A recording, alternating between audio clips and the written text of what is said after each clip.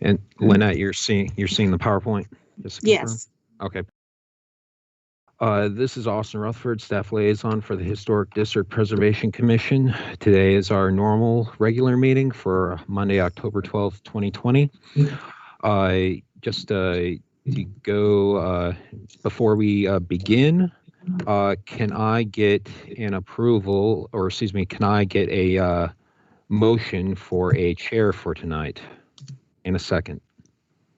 For a temporary chair for tonight.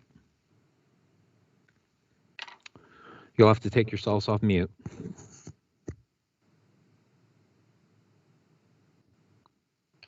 I move Bob Carlson be my temporary chairman for tonight. I'll second that. All right. All in favor, say aye. Aye. Aye. Abstain. Okay. Bob, Any you opposed? are. Any opposed? Any opposed? I think I heard everyone say aye. So, Thank you. Bob, you can start us off. You got the cheat sheet, I assume. So. Yeah, I'll call the meeting of the Historic Preservation Committee to order.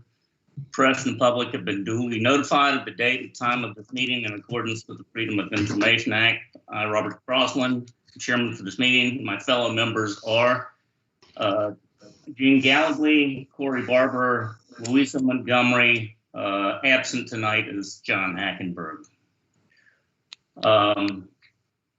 Procedures for tonight's meeting are as follows. Chairman will state the matters to be heard as they are listed in the agenda. The item will start with presentation by staff, followed by a presentation by the applicant, which will be limited to no more than 10 minutes. When appropriate, public comment will follow, and these statements will be limited to 3 minutes per person. Members of the public may not cross-examine applicants. All comments must be addressed to the board, no exceptions. After public comment, there will be a final statement by staff, followed by the applicant. At any point, the board may question of staff or the applicant. Following the presentation, public comment will be closed and the commission will then deliberate if necessary prior to a motion. Please note that any officer with a substantial interest, any person with a substantial interest in any decision of the commission or any officer or agent of the appropriate governing body may appeal from any decision of the commission to the circuit court in and for the county by filing with the clerk of court a petition in writing setting forth plainly, fully, and distinctly why the decision was contrary to law. The appeal must be filed within 30 days after the affected party receives actual notice of the decision of the commission. Now, moving to tonight's agenda.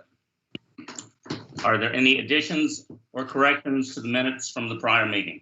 Can we get it? We need approval of the agenda first. Sorry.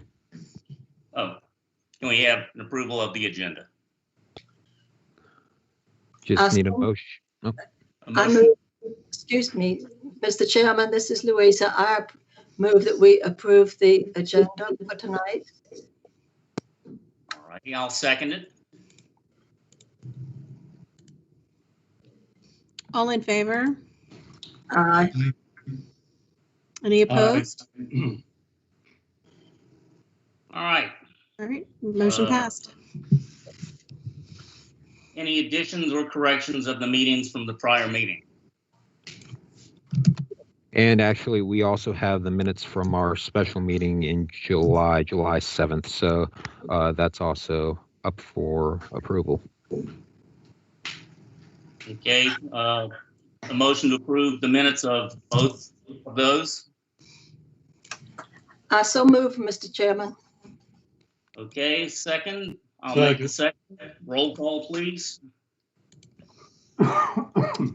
All in favor? Aye. Aye. Aye. Any opposed? Motion passes. Okay. On to correspondence. Got it, Mr. Yes, I passed along to you all the correspondence received. Just note you also had an item that was deferred from last meeting that also had correspondence, but you received that last time, but there was a couple more pieces of correspondence for that one, as well as pieces for, let's see here, one for the historic designation coming later, item 10, and then one for items 5 and 13 of item number 10 or X. So that's all the correspondence we received.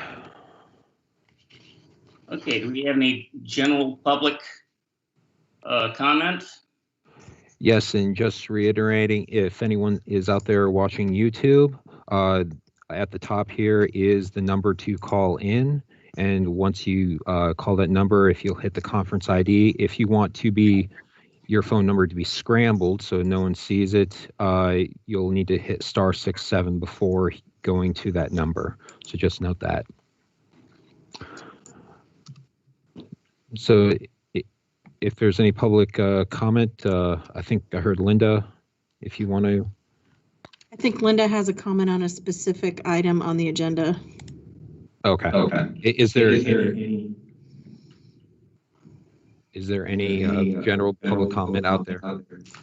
Anyone in the? We do not have anyone waiting in the lobby. Okay. Okay, then I guess we can move on to consent motions.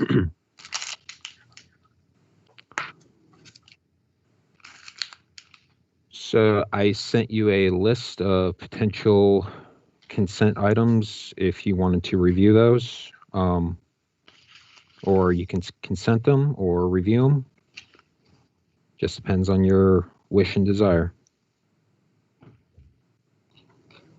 Those items were 7A, 224 Queen Street, D, 301 Center Street, and E, 223 Bennett Street. We just need a motion and a second for any of those items or none of those items or some are in between. Mr. Chairman, Which ones were those again, Austin? Bennett? Yes, items A or items 7A, D, and E. So 224 Queen Street, 301 Center Street, and 223 Bennett Street.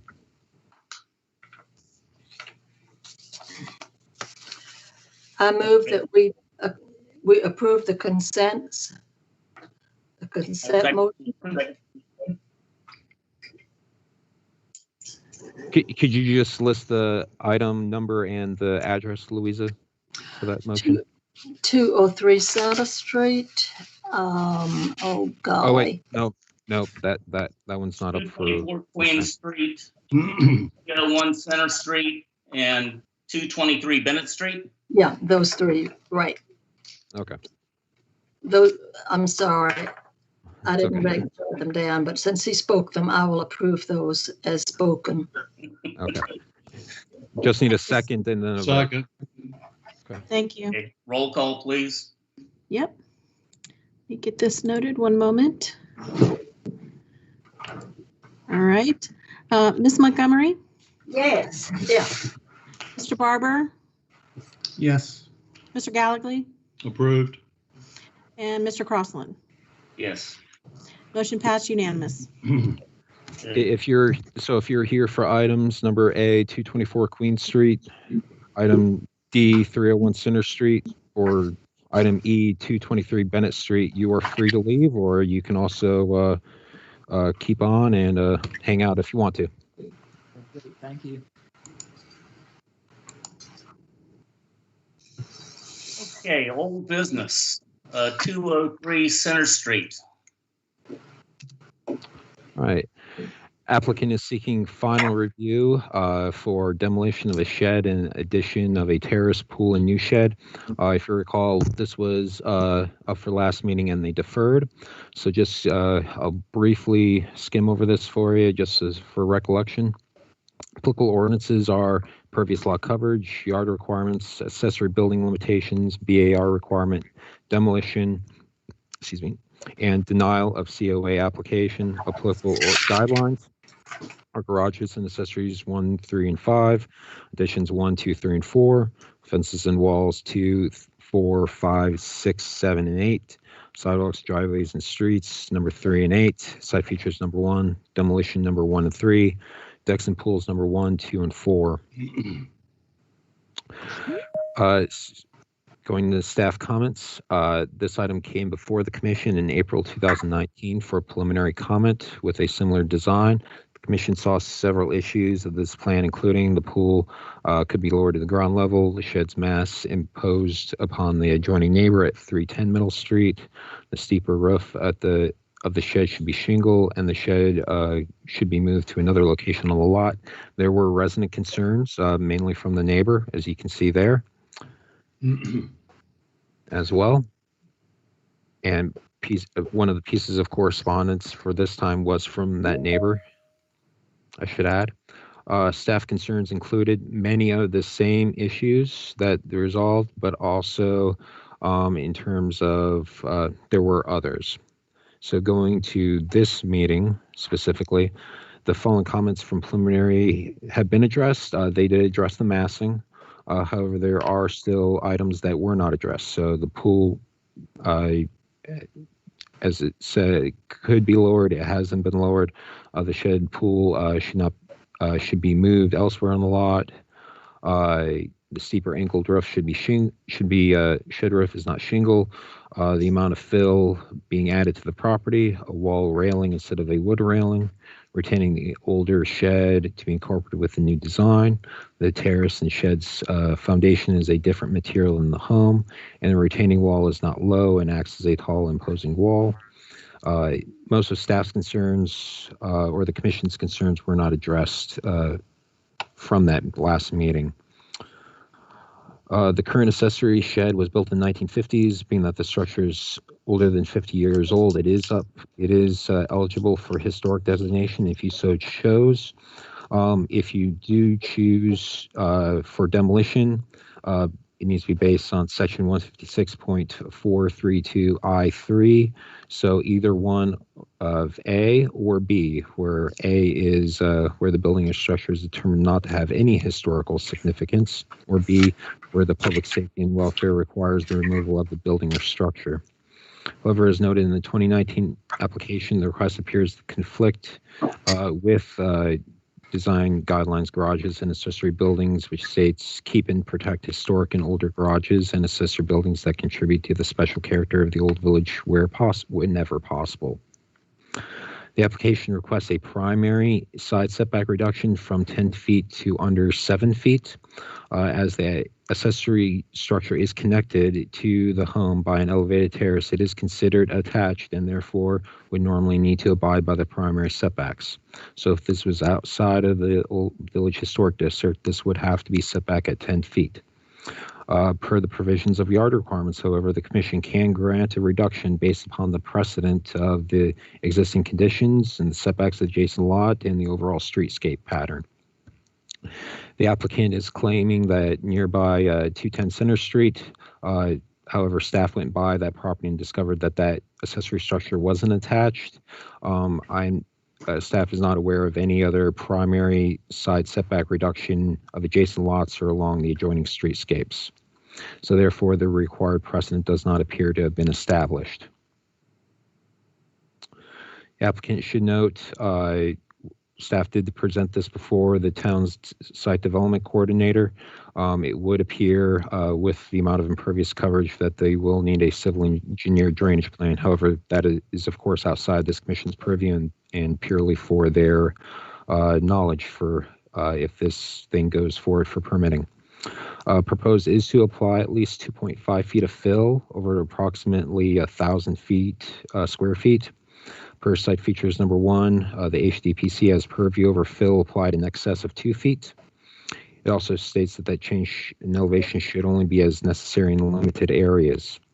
While the commission has approved fill in excess of 2 feet, it is usually been only done over a small area or over an area with steep elevation change to allow level and flat yards. Staff does not believe the amount, the expanse, nor the location of the fill are appropriate for this lot. There appear to be simple alternatives to this fill. You can use a wood deck. You could elevate concrete deck, anything of those matters to prevent the fill. And these have been used elsewhere within the district. Therefore, Staff does recommend denial, mainly based upon the same issues that the commission and staff raised in 2019. In addition to that, there is the issue of the yard requirements that the required precedent for the setback encroachment has yet to be provided. And recall that section 156.433 F3A states that the COA application shall be denied if the demolition or partial demolition, alterations, yada yada, or other specific or other factor listed within are considered in violation of specific criteria stated in the design review guidelines for the historic district. So moving to the application itself, here you have the current survey of the property. Here you have the proposed improvements. So you'll see the demolition of the shed, the terrace, as well as the pool, and then the footprint of the future shed. Here are areas where they believe are properties that exemplify what they're looking to do. And you get to the pictures of the property itself, and then to the existing shed that exists on the site. And here we are to the actual site plan. This was the proposal from 2019, and you'll notice that the shed is reduced with the newest proposed plan. They open it up a bit. However, the roof plan is the same as last time. Here's what will be demoed on the property, and here we go to elevations. So if I could enlarge this in PowerPoint, you'd see that the total amount of fill in between the current ground level and where the concrete pad would be more than but it would be about 2.5 feet in height. Going to the elevation of the shed, in the previous 2019 submittal, this was enclosed. It is now being opened up, and that was from the complaint of the massing. Sorry, I'm getting a little bit of feedback from somebody. If you could put yourself on mute. Okay. So they believe the stucco wall at this property, as well as terrace and other elements of areas along the home, allow for the design that they are proposing. And here's the current, I guess, landscaping plan, and they will do some several hardscaping elements as well, along with the improvements. So that concludes the staff report. If the applicant is ready to present, you'll get 10 minutes. All right, can you guys hear me? Yes. Okay, I'm Kate Campbell. With Bow County Architects. I've got Bow here next to me. He might chime in. Good to see everybody again. We were here last month, as Austin mentioned, just as a deferral. We did get a little feedback from the board. I'm happy to report that we were able to meet with the neighbors, Dr. and Mrs. Warburton directly next door, and Mrs. Pierpont, who lives on the other side of Dr. Warburton. We met with them on October 1st, and I believe they have sent updated letters to the board, which you can read. They had no issue really with the overall design of the of what we're proposing, and the location, nor the removal of the shed. And I can go through some of the guidelines that we're asking for. Would be fine if the board would like. We would meet the setback for the side setback if we were considered an accessory structure. This is a little bit of a different type of project, as I described last month, where the town is considering it an addition and not, it's kind of an accessory building and an addition. And so if we were just a detached accessory structure, we would meet the regulations from the zoning ordinance and would not have to request a setback relief. We did lower the fence, as described last time, by a couple inches. Low terraces in the front are allowed. per the guidelines in the fences and walls section. And a fence along the rear property is allowed up to 48 inches. We're proposing something that's 46 inches. And part of that is to mitigate the railing requirement at the pool. If we did not have that lower terrace on the, not the Center Street side, but the other side, Middle Street side, we would have to have a much taller railing, even if it were wood. And so it's all an attempt to bring that scale down. Some of the feedback we got at last month's meeting, nobody seemed to have any issue with the shed removal. The neighbors also did not have any issue with that. And it was generally a vast improvement over what was there. One comment the board member mentioned was obscuring the golf cart from the Warburtons, and they're open to potentially not seeing the golf cart, and so the rinks are willing to work with them with planting or whatever would assist them with obscuring that in a sensitive way. So happy to answer any questions, and thank you for your time. Oh, and one other thing, I did receive 2 other letters after the deadline, and I'd like to read them quickly. Mrs. Fazekas at 203 Center Street, which is directly in the view you see directly to the left along Center Street. Good morning. This letter is in reference to the project that the Rinks are planning for their lovely home. I live directly next to the Rinks at 213 Center Street, and I fully support their new plans. I've lived in my home for 5 years and have always admired their beautiful home and property. They are incredible neighbors, and they love the historic aspect of Old Village, and their intended project reflects just that, in my opinion. I ask that you please consider and approve their request for these plans. Thank you, Danielle Fazekas, 213 Center Street, Mount Pleasant. Another letter from Mrs. Barrett, who lives across the street, page down at 206 Center. To whom it may concern, I am writing in reference to a project that my neighbors, Jeff and Connie Rink, are planning for the renovation of the existing garden area behind their house. I live across the street from the Rinks at 206 Center Street. Jeff came by my house this afternoon to show me the drawings and to ask if I had any concerns or objections about what they would like to do. The Rinks hired Bo Clowney and Sheila Wertimer to draw up the plans, both of whom are very well known for their sensitivity to the historic area in the Old Village. I have no objection to the project, and I am sure that it will be a beautiful addition to their property and to the neighborhood. Regards, Ann Barrett. So again, happy to answer any questions from staff or board members.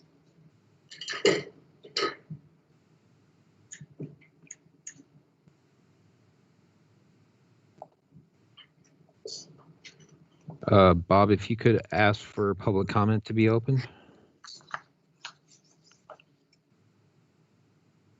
Sorry, I was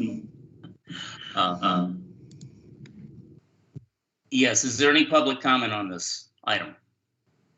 Lynette, I think I heard a few dings, so I'm wondering if anyone's in the lobby. We do not have anyone in the lobby. Oh, okay. We'll give it about 30 more seconds, just to make sure.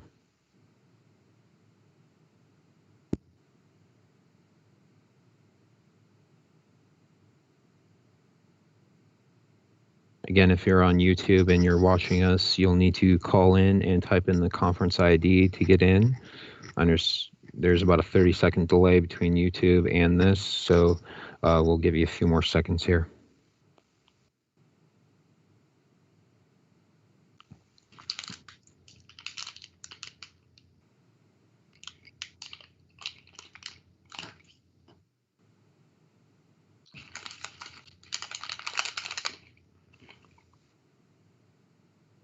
Okay, that's probably good. Okay. Any questions of the applicant or follow-up questions to staff from the commission?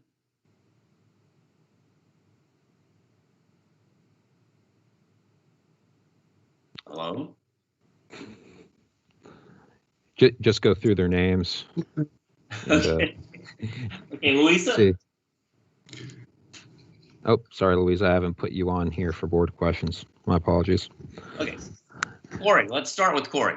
He's at the top. Well, I guess, has anything changed with the height of the fill? And then I guess I was curious, Austin, how is the height of the fill defined? Like I'm saying you could, can you have 2 feet of fill and then put like a 4-inch slab on top of it? Or like, how do you measure what's what? I'll read it.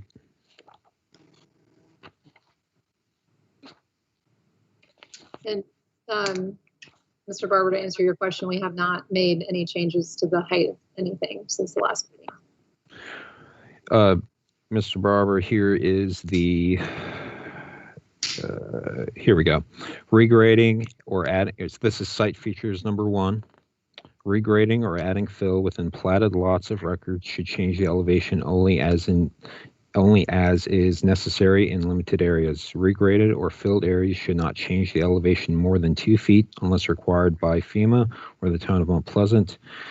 Significant alterations over 2 feet, in parentheses, to existing grades should be noted on all applications for a COA. Each circumstance will be decided on a case-by-case basis by either staff or the commission, depending on the type of application. So each circumstance will be decided on a case-by-case basis. The way this has been interpreted in the past is that it's just the fill. We're not talking about the concrete or anything that's added on top of the fill. It is the dirt and dirt alone, and it would be wherever there is 2 feet anywhere on the site, or more than 2 feet anywhere on the site. So it's not an average of 2 feet or anything like that. It's anywhere on the site. And you in your staff report, you're saying staff's opinion is that that is still one of your issues? Yes, the reason being is that it is a much larger terrace than what the commission has approved in the past for that amount of fill. The cases where staff has previously seen where the commission approved fill in excess of 2 feet for a terrace off of a pretty level lot were relatively small in nature and not very visible from the right-of-way. The other cases where fill has also been allowed is on steeper grade lots, where you perhaps have a steep grade going down to the harbor or things along that to allow a terracing of the yard to make it usable. Okay. And remind me again how much over 2 feet this is, Kate? To the top of the, I think it's 3.5, and that's to the top 3 3¾ No, I'm talking about of the fill. How much fill are you proposing? If you take off this, I mean, to Corey's point, if you take off the stone, deduct the stone and a 4-inch slab, we'd actually be pulling in less than 2 feet, and the 2 feet is actually right underneath the pool terrace itself. And we wouldn't have to use fill underneath it. It's a less expensive method of construction to bring the fill and do a slab on backfill versus just we could self-support the same configuration and not have to bring in backfill. The fill won't be visible anywhere except the low terrace on the middle street side, which is allowed per the guidelines. So to Corey's point, you really aren't going to have over 2 feet of fill, are you? no, we're not. Correct. Okay, so Once you deduct the structure of the slab, correct. We won't have 2 feet of fill underneath the slab. okay. That clarifies that. Thank you. Any other comments, Gene? He's muted. You're muted, Gene. He's a strong silent time. Mr. Gallagly, if you could take yourself off. I'm sorry. There you go. My bad. It was the other unmute that I wasn't doing right. Okay. There was a letter that came in from the next door neighbors before our comment and I did not print it out, and I'm sorry I didn't now because, do you know the date that came in, Austin? Are you talking about the first one or the second one? Well, the second one would be more relevant. So what Okay. was the date on the second one? I got those either Wednesday or Thursday of last week. So that would be after October 1st. Yeah, yes. I received any new correspondence that you received that I sent to you last week was received just before in between the last meeting and this meeting. Okay, I believe that as of Thursday at 5 p.m. when the deadline hits. I don't have any other questions. Thank you.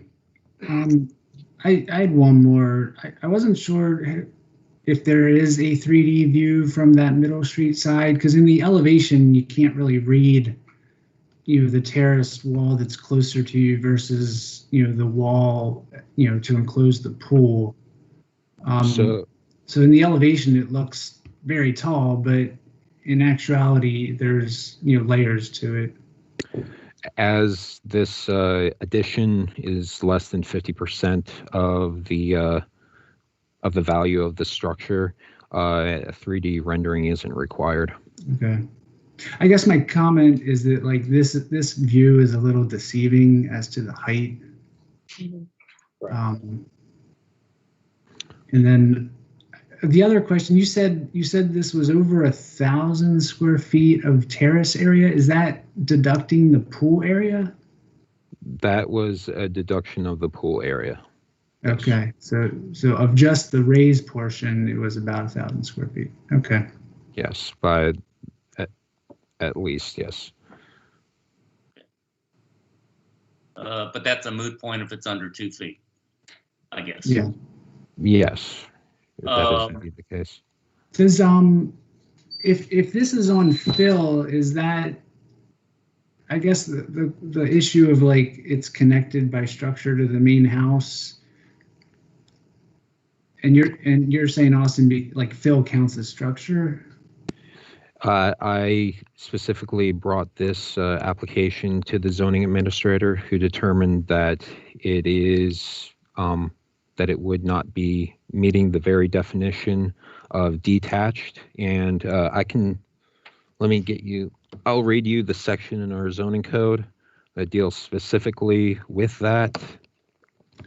If you afford me 5 seconds, and I can get to it for you, because it is very specific. For patios, open decks, or elevated walkways. Okay, for under accessory uses 156.110, item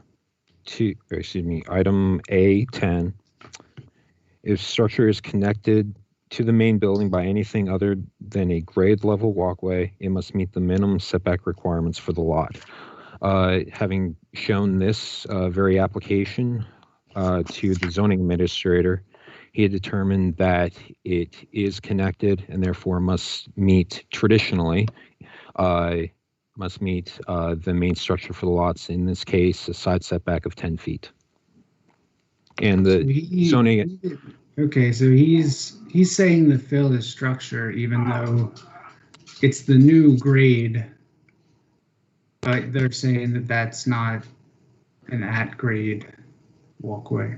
The zoning administrator determined that it's connected and therefore would need to meet the side setback. Yeah. However, as you pointed out, that's not our determination. That's the zoning board. Yeah, yes, we have purview on setbacks in general. So yes. However, you can't basically de facto overturn a determination of the zoning administrator by using we don't think it looks like that, so we're not going to consider it as that. Only the Board of Zoning Appeals has the power to overturn the zoning administrator's determination. That's what I'm saying, is they would have to go to those people, not us, for that particular item. Potentially if they wanted to appeal it, but that would be up to the applicant and the owner. And you pointed out one other thing, Austin, which was that if there was a precedent, So let me get to yard requirements. As I always note, the yard requirements for reducing the setback is based upon, if you, it's section 156.313E4, yard requirements for properties located within the district. Setback distances shall be determined during the COA review process with consideration of the existing conditions and setbacks of adjacent lots. Consideration shall also be given to the established pattern on the block and adjacent lots with respect to the overall character of the streetscape and district. That means that for the commission to approve a setback encroachment, which would basically be, following this, that you can manipulate the setbacks, a reduction, you need to find that there is precedent based I upon. think we have precedent in the shed that sits there, which is actually closer than the proposed one, don't we? The current. Wouldn't that be considered precedent? The current shed is a detached accessory structure. This would be considered, the new one, a attached accessory structure. So by definition, they are two different types. But if it's no longer an accessory, it's basically, you're saying it's part of the primary structure. Do we not have any primary structures within 7 feet of a property line? I thought we did. We do in the district. Yeah, I mean, right on that street there are. We do in the district. 13. However, it specifically mentions that it says and district, but it specifically mentions streetscape. So that is, of course, open for a bit of interpretation in terms of streetscape. Where does the streetscape end for, are you considering it to be the next block over? Things along those nature. But the noted precedent property that the applicant noted, that accessory structure was not attached. I myself went around the streetscape looking to see if there was, a primary structure or an attached accessory structure that was within a side setback in the along middle, center, etc. And I did not find any. So that's where staff's recommendation that we could not find a precedent came from. If y'all look at sheet A 0.3, the site survey or site pictures, you can pull that up. Because they're at 213 Center, which is directly next door, is a primary structure that is well within 7 feet of the property line, as is the one next door. I don't have those exact numbers, but just scaling looks to be fairly close to what we're proposing if considered attached. I think the precedent we were submitting was something that was attached and an accessory structure. And so that's the examples that we have. If you look along Center Street, at least the two primary structures don't meet the current 10-foot setback on that diagram. If it's an attached addition, yeah.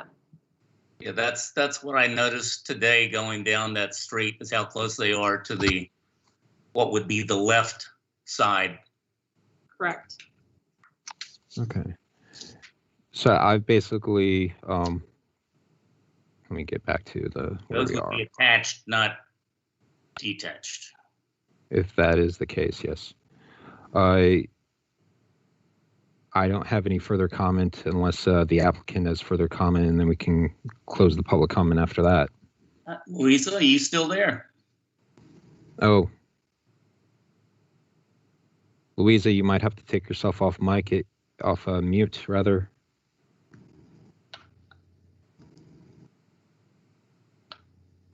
You hear me now? Yes, Yes. ma'am. Okay, good. I'm holding this letter that was set out by the town attorney very specifically about the structure being the building. Yeah. Louisa, that was Speaking- for me. Sorry. Well, yeah, but it's for, copy, excuse me. Okay. But you know to which I am referring. it must meet the minimum setback requirements for the lot if it's connected. And it seems that it is connected. I mean, how can you get around that?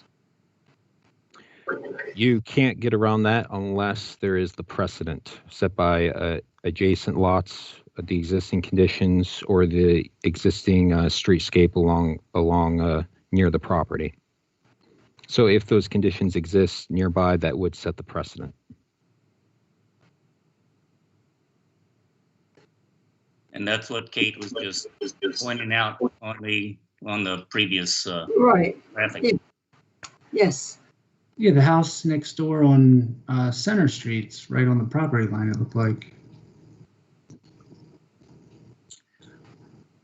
Well, folks, let's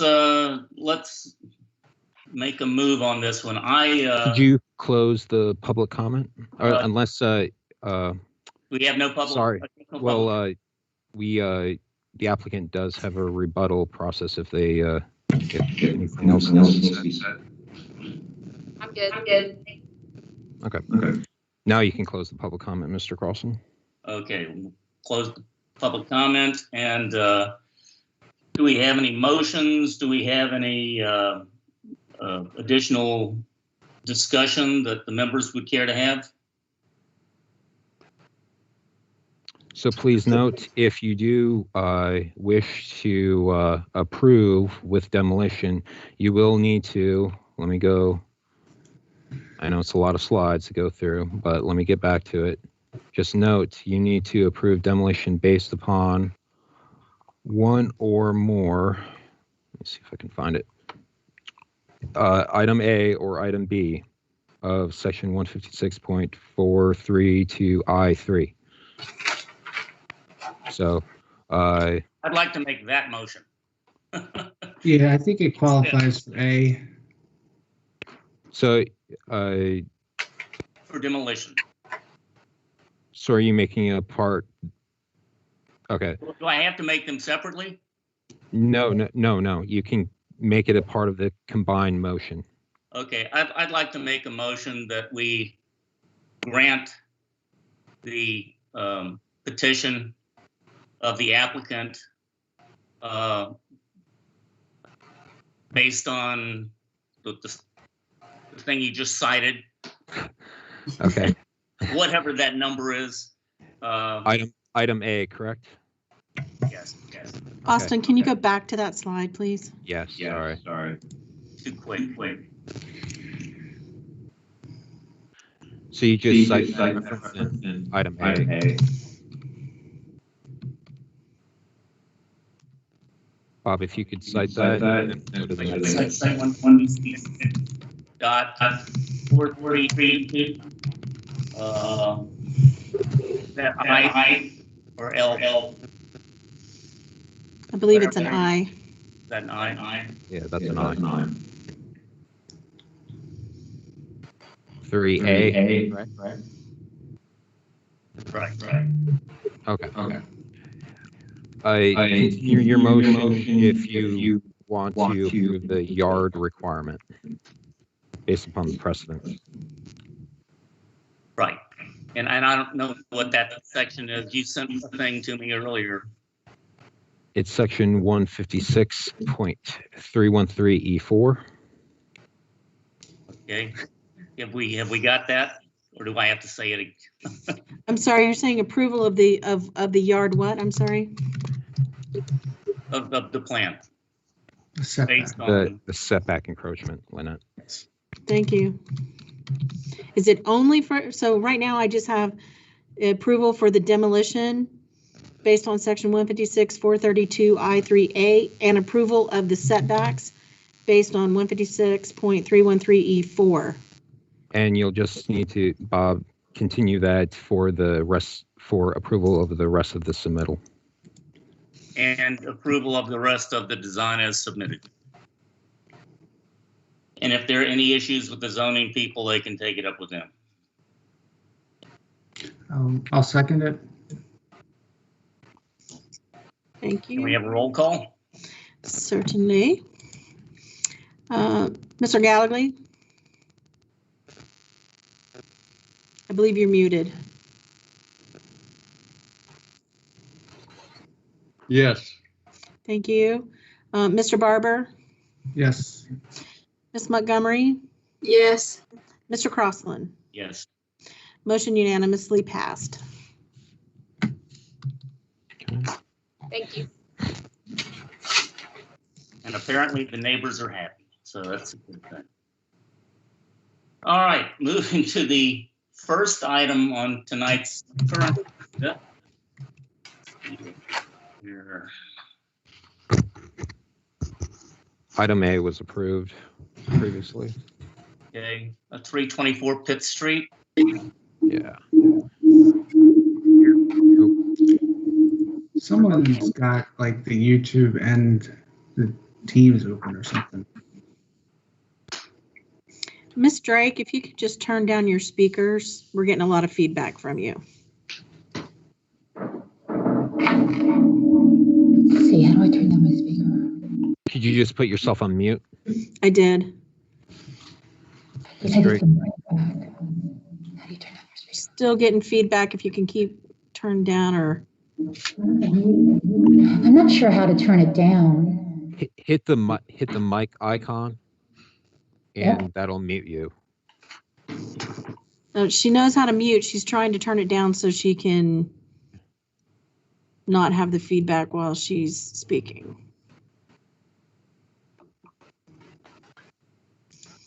Austin, while she figures that out, if you want to go through your comments. Okay, yeah. This application is for seeking final review to lift a home for flood resiliency, make appropriate modification, including staircases and other site improvements. Local ordinances are impervious lot coverage, yard requirements, and accessory building limitations, and the VL.A requirement. Applicable design guidelines are foundations number 2, 6, and 8, porches and stoops number 6, garages and accessory buildings number 3, additions number 1 and 2, sidewalks, driveways, and streets number 3 and 8, and decks number 1. Applicant proposes to raise the home to protect it against future flooding. This requires new stairs, HVAC stand, and a new foundation to complete it. Applicant received all necessary variances from the Board of Zoning Appeals at their August 31st meeting. Applicant proposes reducing the setbacks off both sides down to 0 feet for both. Per provisions of yard requirements, the HDPC must approve these reductions, taking into account, again, the existing conditions, given the established pattern on the block and adjacent lots of the overall character of the streetscape and district. The precedent appears to be established for both. The current HVAC stand actually extends over the property line for this property, so it's in negative territory, if you will. And the neighboring property at 310 Bank Street also appears to exist on both side property lines. The materials and design appear appropriate per the design guidelines, the existing homes, and other examples throughout the district for lifted structures. So staff does recommend approval for the design, and materials appear to comply with the design guidelines. It helps save the home, and the precedent for the setback encroachments have been established. Here's the survey of the current property. To the left is the existing site plan, and then to the right is the proposed site plan. You'll see, obviously, they need stairs in the front. Those would go right to the front property line, as well as the current HVAC stand. I know that the current HVAC actually extend over the property line, and the HVAC stand would be built to right on top of the property line, right there. Here are pictures of the site and the home in general, and as you can see, why they are wishing to raise it. Here would be the new foundation of the home. The additional floor plans, so you have the stairs, new HVAC stand, a new porch, raised porch with stairs on this, on what they would consider to be their side, but would be the rear. The revised carport, and here you have the elevation from Bank Street, the elevation from Pitt Street, the elevation from the neighboring property on Pitt Street, and the elevation from the neighboring property on Bank Street. And that concludes staff report. If Patty or Liz are ready, you have 10 minutes. Okay. Can you all hear me? I'm speaking from Patty's computer. My name is Liz Drake. Can you hear me? Yes. Okay, awesome. All right. You covered a lot there, Austin. Basically, I've been working with Patty Wilburn. We've been working to raise the house because of the flood. And then in raising the house, the requirements are, of course, to raise the platform above flood level, the HVAC. And of course, they needed the new stairs. And in doing this investigation, we needed to deal with the carport. So we're moving the carport inside their property line and cleaning it up a little bit. We wanted to keep it quiet because it's kind of recessed back there. So we are just bringing in some elements from the existing structure. We're going to be bringing in wood columns, wood posts that match the post on the front of the porch. Oh, you're skimming through there. Bringing in the same idea of the wood post and just kind of making the design a little bit more appropriate to the cottage feel of their house, with some details, which I guess you can see on the sheet I think it's 1.2.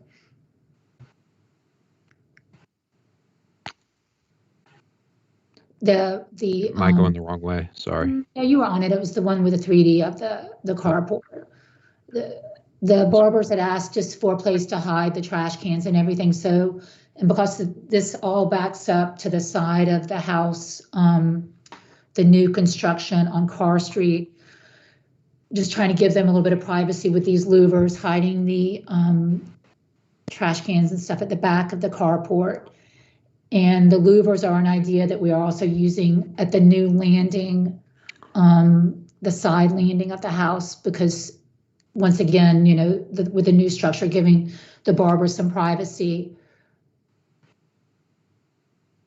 from the house. I'm looking at the images here and I'm trying to see that you can see the new, on the middle 3D, you can see there's some louvers. There's a new house built there that's pretty tall.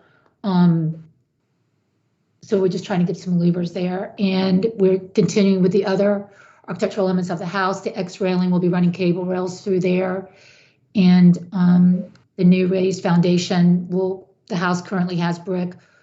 When the house is raised, we'll build where the piers are. We don't know exactly where all the piers are now because we can't get to every spot.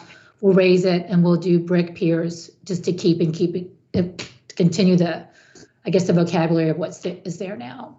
So that's pretty much it. Can take questions, but they have a very nice kind of side porch, kind of garden area that they're losing, and we're trying to give them that with the raised deck. A nice space off their kitchen area.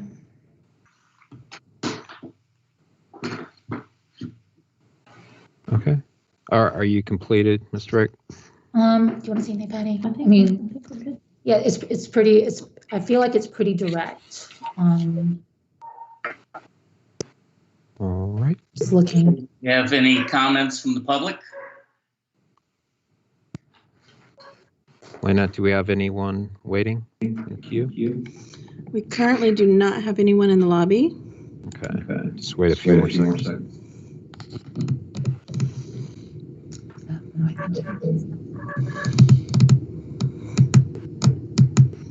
Austin, did you mention letters? The neighbors' letter? I'm sorry? The letter from the neighbor. Did you have that? Sorry, Lynette, can you put yourself on mute? I'm getting feedback from your side. Thanks. Sorry, go again, Liz. Did you have the approval letters today? Did those come through the neighbor? I did not. I did get one, though, from someone else, though. Okay, all right. Okay, do we have any questions of the applicant or follow-up questions to staff from members of the commission? Yes, I do. Okay. Sure, go ahead. You may remember, if you were on the previous board last year, that a raised HVAC stand created a noise problem for the people who were in the adjoining yard in the back of them. Is this going to be a problem for the people in the new home that goes from Carr Street out to Pitt Street? I'll just have to remind that we don't have purview over noise. So we can't make that determination based on noise. Okay. Can I add anything, Austin? You can wait for the rebuttal, Okay. I think. Or So I had one question about the carport. I couldn't entirely tell from the view, like what are the materials, and is it like a solid flat roof, or is it more of just like an open trellis? Can I answer? yeah. Okay. It is a flat roof, just with the minimal slope with the EPDM or similar material, but there are you will see that there are double 2x12s are running on the side, and then we almost have it looking like a trellis underneath. In the 3D image on 1.2, sheet 1.2, I think, Austin. Oh, That's it's towards the plan, so it would be go towards the front. Yeah, sorry. And I would add, Corey, that I mean that carport is existing. They just have to push it over a little bit to get it off not the like a new carport. Okay. Yeah, Right. It's just moving it over a couple, about like 16 inches, because it had been built probably in the 70s or something over the property line. So it had to be moved over for legality's sake.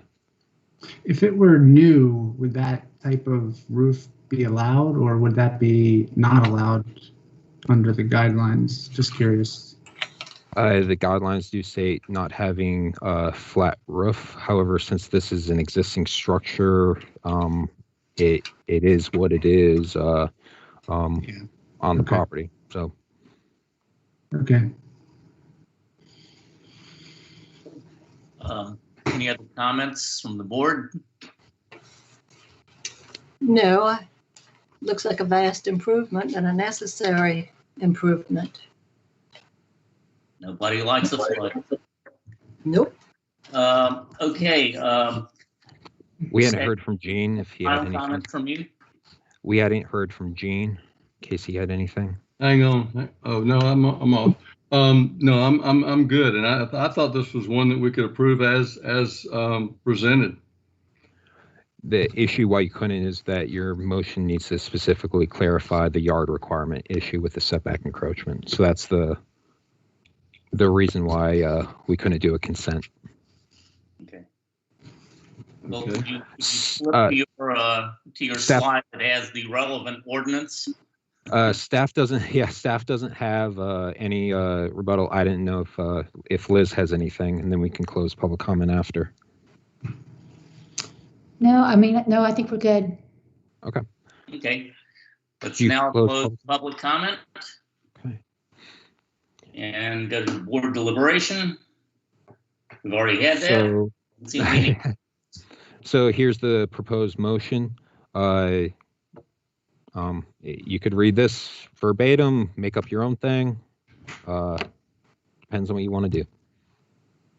Okay, I'll make a motion to approve for the design and materials appear to comply with the design guidelines, help save the home for future generations, and precedent for the setback encroachments have been established. Okay, second? Second. Roll call, please.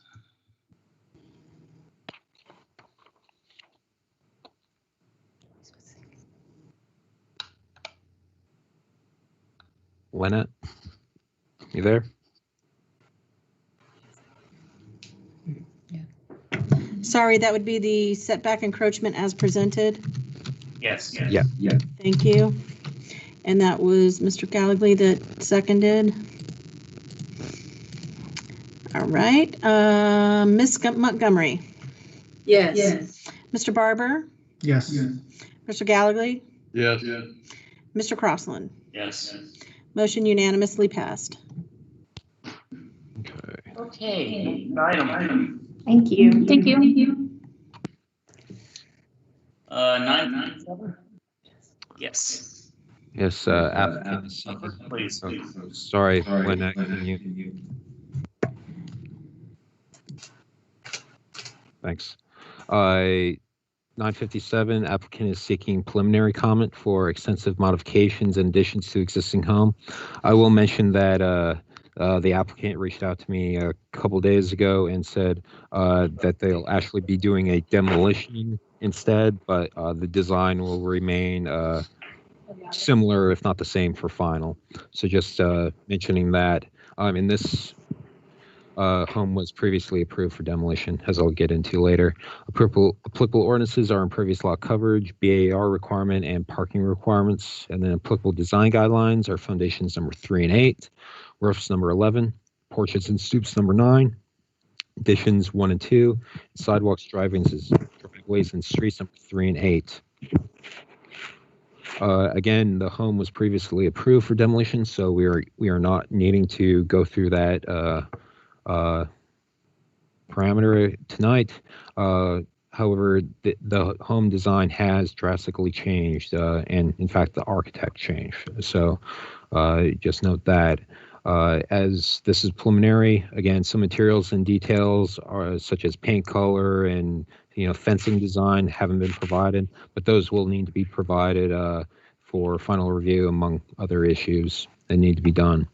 The proposed raised height of the home would need to be lowered 9 inches to comply with design guidelines foundations number 8, which requires homes to be raised to only flood zone plus 2 feet. The other aspects of the application appear to comply with the design guidelines and pertinent zoning regulations. So, as this is preliminary comment, there is no recommendation and there is no vote. So, getting on to the. Oh, jeez. Sorry about that. Would the applicant like to? Let me go through the. Sorry, let me go through the. Through the report. So this is the current survey. This would be the new site plan. You want me to unplug it? And then we're going to the pictures of the current structure as well as the neighboring structure. Mr. Crossland, you probably know this property pretty well. I've seen it. And here we are to the main home, and then to the. I think this is the existing floor plans here, first and second floor, the existing elevations. And here would be the new foundation, excuse me, I'm trying to think here. And obviously this is preliminary, so things will get filled in, and we'll see a little bit more. But you'll notice that even though the home is set to be demoed instead of basically rebuilt, some design elements will still carry over throughout the elevations. And here we have the 3D rendering, and that concludes the staff report. Justin, you got 10 minutes. Sure. My name is Justin Ferret with Bow County Design. We're representing Megan and Brandon Stokes. So when we first started this project, we wanted to look at salvaging the existing structure. And so we went through some studies on how to do that. And that inevitably brought us to the fact that the clients wished to elevate the home because we were in the 50% territory for a remodel, which triggers the bringing the home into flood compliance.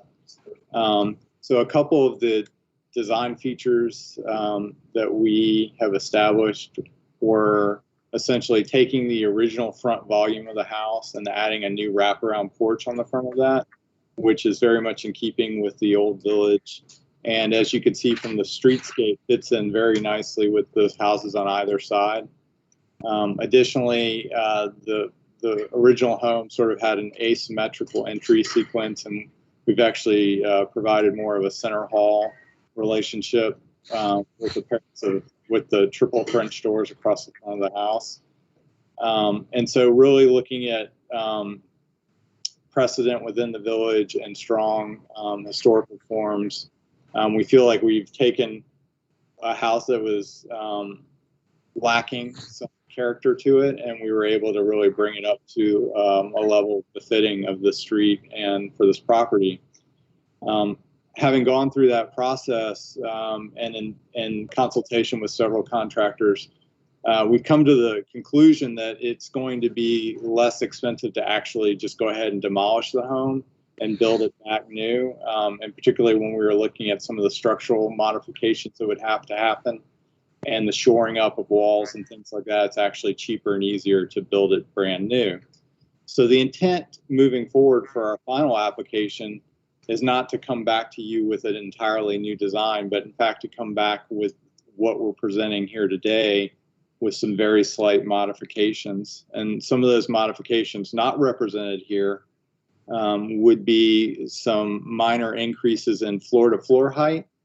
And Austin, I would ask if you could go to the streetscape slide. Do you have that one? That's the last slide, correct? I think it was. No, let me find it. Series should be maybe in the beginning. Okay. So, you know, one of the things about the house currently is that it has a very diminutive attic space, which is dormered, and we very much there we go. There you go.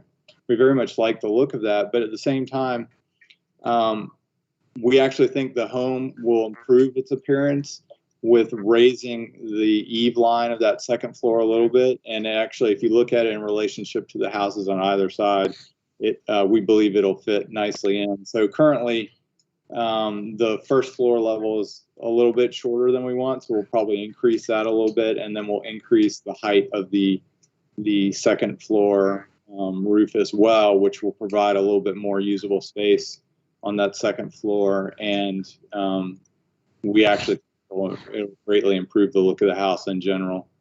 And so our expectation is to bring back a final design very similar in character to what we're presenting today with these adjustments.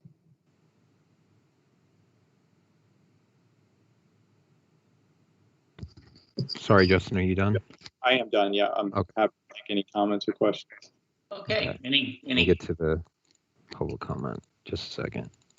Oh, one too many. Oh, wait, that was right. Any public comment? Again, if anyone is watching on YouTube, you'll need to type in the phone number, and then it'll ask for the conference ID. You type that in, and it'll allow you right in.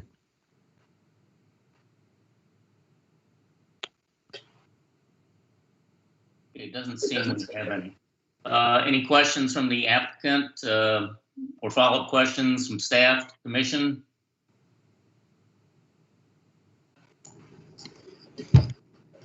I mean, we're just making general comments about the design. If you go to the streetscape view again, Austin. Yeah. And a comment relative to that. The one thing I noticed when I saw that streetscape view is how the two adjacent houses have, you know, some like slightly more vertical elements to them. And this house, you know, lacks that, like a chimney or a raised dormer or something. I thought that could increase, you know, the view from the street and kind of bring it in line with the two adjacent houses. And then I didn't totally understand that center dormer with the flat roof and how that relates to the hipped roof dormers. It just looked a little odd to me. And I couldn't quite tell from the 3D view what that relationship was. Is that a specific question? Yeah, I mean, is that center dormer like, it's set back from the two adjacent dormers? Yeah. So what we have is we have twin hipped roof dormers on the front, on the second floor, and then there's a slightly recessed shed dormer in between that gives us some additional roof volume inside of there. So do the hip dormers, they shed water onto that flat roof or not? They would on the side. They would on the side. So yeah, I mean, this is a very low profile. And again, I'm going to say that once we have a little bit more verticality in that second floor, and that roof, the second floor roof is higher, those articulations that I think you're looking for will be able to express themselves a little bit more clearly in the 3D model. But essentially, there's a shed dormer that's recessed in there that is pitching forward in between those two hipped roofs. Yeah, and from the street, it's hard to read that. It almost, like, that roof line just disappears. So when you raise the gable of the second story, will you see more of will you be able to perceive that is a shed style roof? I believe the articulation of those pieces will be more distinct, yes. Because like right there in the upper left-hand view, it almost just looks like a flat roof. Yeah, no, I do agree. Yep, I understand. So those are my only comments. Austin, may I say something? This is a question and answer time. Yep. Is it okay if I say something now? Sure. Okay, my concern is the staircase almost looks like an escalator in a department store. And those foundation louvers in the streetscape, you seem to have a variety of foundation louvers, either vertical, horizontal. It just seems like an awful lot of teeth. It reminds me a good bit of a beach house rather than a village house. So we would have the same foundation screening that we have in the adjacent property, which is, we can go to the streetscape.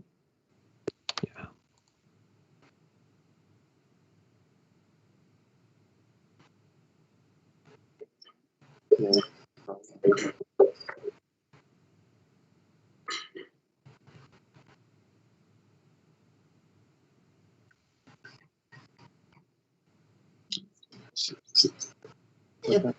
One house has horizontal louvers.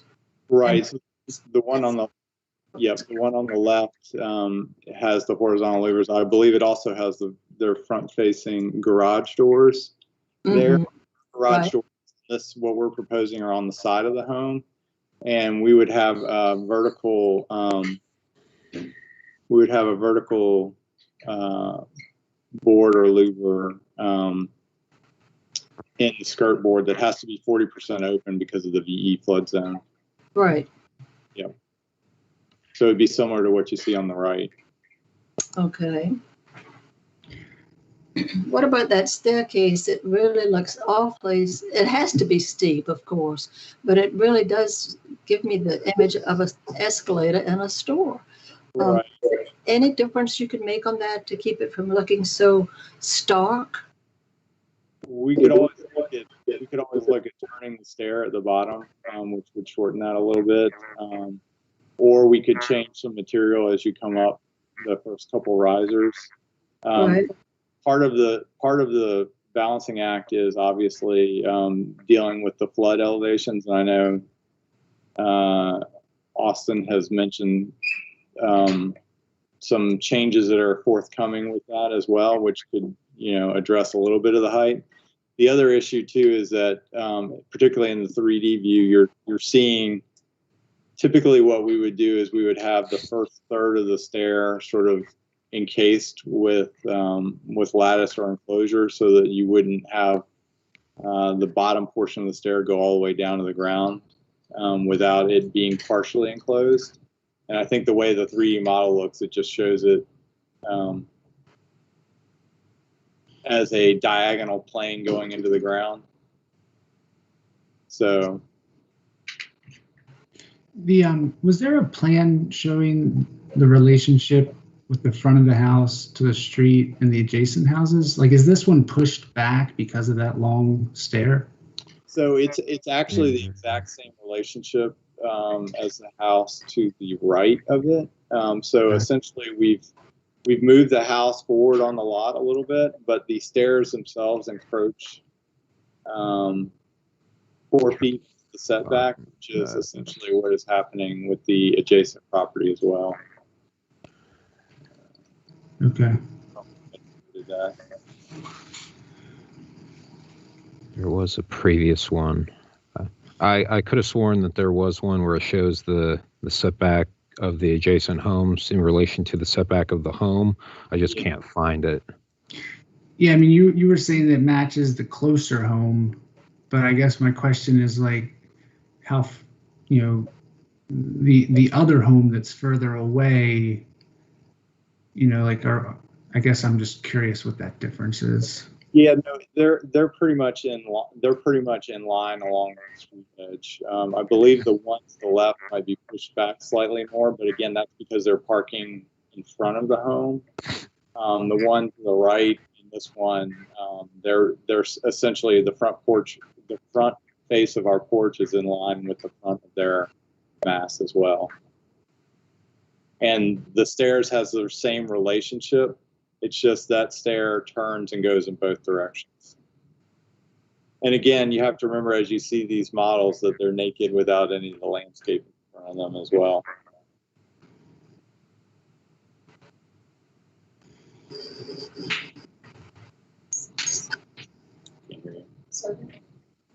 Any other comments?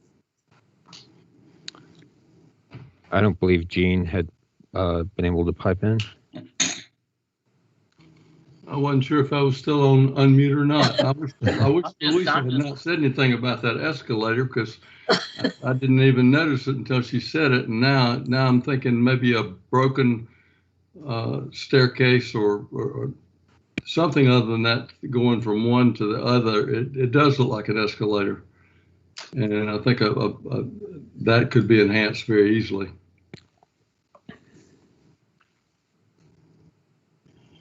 Okay. Well, I understand you're going to be using quiet technology in the construction, which I think is a great idea. I'm the house on the right. For the rest of you guys who might not know that, I'm the one on the right of this site. Okay, so we have no additional comment, I guess, from staff or commission or public. We had no public comment, so I'll close the public comment. And there's nothing to be voted on. You can, if there are any other comments, you can say them now as well, if there are any. No, I will say this lot has 2 of the most beautiful oaks in the whole village. It's a great lot. Okay. Everything but the neighbors. Yeah. Well, I mean, one of the problems is, when building on a lot like that, you got to work around the oaks. I mean, especially when they're huge, like the ones next door. So anyhow, we look forward to seeing you guys back next time. Okay, let's move on to the next item here.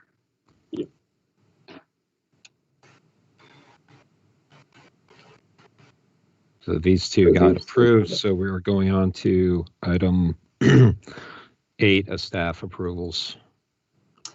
Austin, just a minute on that. Comments by board members, I'm not listed. Have I died? Yeah. No, I just I inserted that in today, and I completely forgot to update it with your name on it. So it's okay. That was my bad. By the way, Austin, when you update it, my last name only has 1 S. Right. That's okay. Oh, Never Doug. bring it Okay. up. I mean, you'd be Okay. behind that slide anyhow, so what the heck. All right, let's move on. So these are the ones I approved for staff level. I haven't, though I put it on there before I did it, I haven't approved 106 Pitt Street for fencing. So that'll hopefully show up next time. It just has some other things that we need to get done before I approve it. But these are the ones that were approved by staff over the last month. All righty.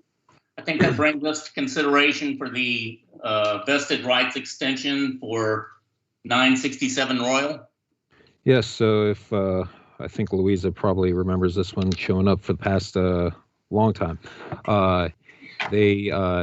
When commission gives approval, it exerts a vested right that's good for 2 years. If the applicant wishes to extend it, they need to request in writing a annual vested rights extension, of which they get up to 5 more. So a total of 7 years in which you get to keep your vested right for your addition, renovation, new home, etc., etc.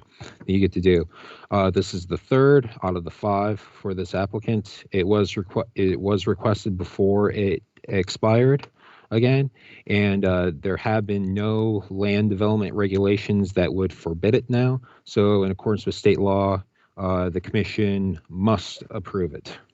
So we would just need a motion and a second to accept the third vested rights extension for this address. And I make a motion for the extension. I second it. May we have a roll call? All in favor? Aye. Aye. Any opposed? Motion passed unanimous. Thank you. Mr. Crossland, before we begin the next item, may I propose a short 5-minute break? Okay, sounds good. Can you just say we're in recess for 5 minutes? See you guys in 5. So we will be back at 6:30. Okay. Austin, I have a question. On the Can we? No, this is not about anything on the agenda. This is about on that bottom of my screen where it says show conversation, there's a little red dot. I'm almost afraid to touch the red dot. What happens if I... Someone wrote in there, Lynette, could you review that where it says show conversation, see what it is? Maybe someone was trying to type in public comment or something. It was a comment from me to you, Austin. Oh, okay. All right. Never I mind. can ignore it. Okay. Yes. Yes. Okay. Oh, golly.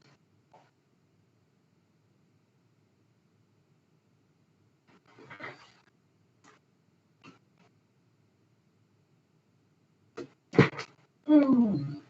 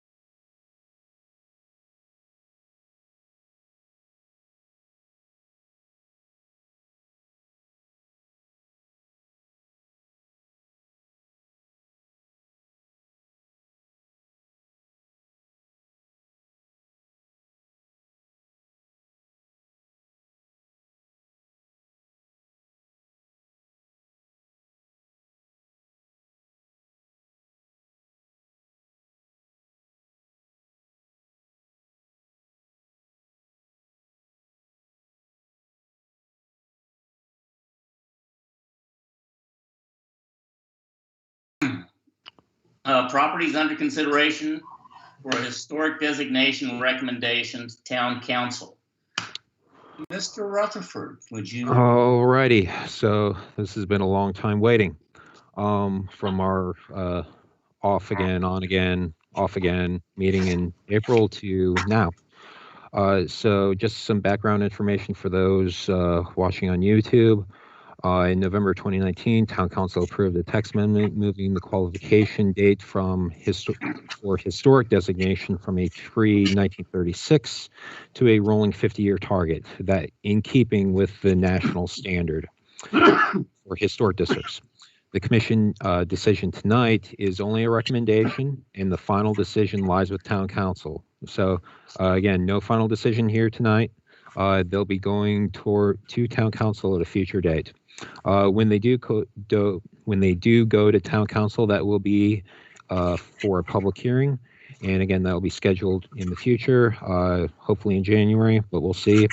After the commission has made its recommendation, and those owners that have been recommended will receive further communication in the form of a certified letter from the town. Just to make that clear. So any properties that are not recommended will not go forward to Town Council. Please note that if a property was listed as contributing up to 1960, and you'll see that for many of the properties, that was done with the 2010 survey, that means if the town had a rolling 50-year historic eligibility requirement and was located within the National Register area, which is only from Shem Creek to McCants Drive, the property would have been recommended as historic in 2010. Unfortunately, we did not have that 50-year rolling date, and that only extends to McCants Drive. So properties lower or south of McCants, so McCormick, Middle, lower parts of the Pit, etc., you'll not see that contributing up to 1960 at all. The HDBC shall make its recommendations based on the criteria listed in section 156.432B of the zoning code. So just going through these once, those provisions are: A, has inherent character, interest, or value as part of the development or heritage of the community, state, or nation, or is the site of an event significant in history, or has an association with person or persons who contributed significantly to the culture and development of the community, state, or nation, or D, exemplifies the cultural, political, economic, social, ethnic, architectural, archaeological, or historic heritage of the community, state, or nation, or E, embodies distinguishing characteristics of a type, style, period, or specimen in architecture or engineering, or F, is the work of a designer whose work has influenced significantly the development of the community, state, or nation, or G, contains elements of design, detail, materials, or craftsmanship that represent a significant innovation, or H,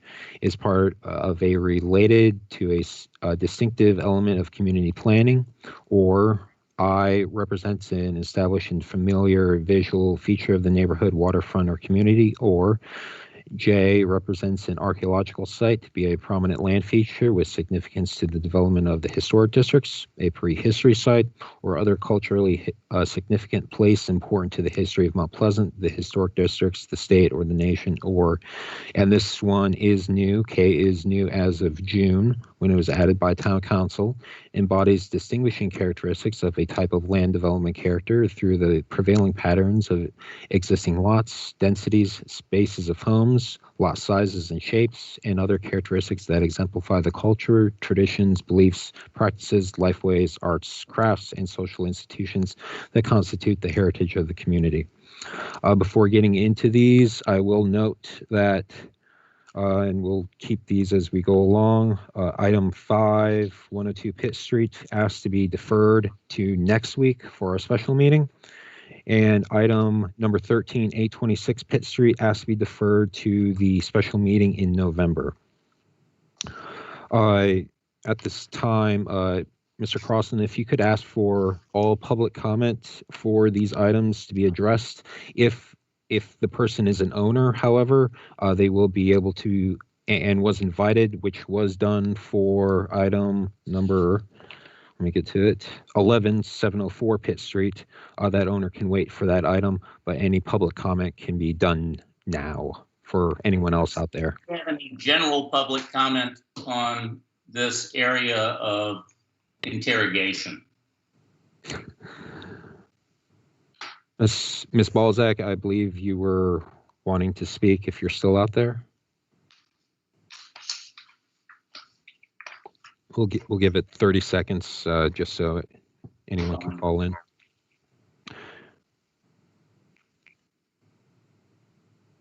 A good 30 seconds.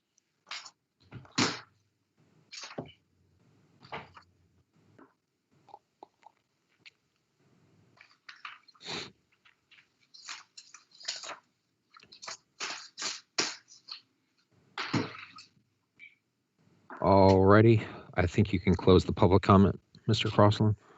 Okay, we will close public comment and move on to the specific items on the agenda. So, first item is 242 Bennett Street. This property was built in 1936, and you can see the significant architectural features from the survey there down below. This one just missed the cut with the previous definition being 1936. So there's a relatively current picture from Google right there. Moving on to basically the reasons why. It obviously is not pre-1930 contributing. However, it was listed as contributing up to 1960, being built in 1936. Staff's recommendation is historic, and reasoning for staff's recommendation is that it meets section 156.432 B1E criteria and is listed as contributing. So again, this one is in the National Register area, and conceivably if we had had a 50-year rolling date in 2010, it would have been up for historic designation then.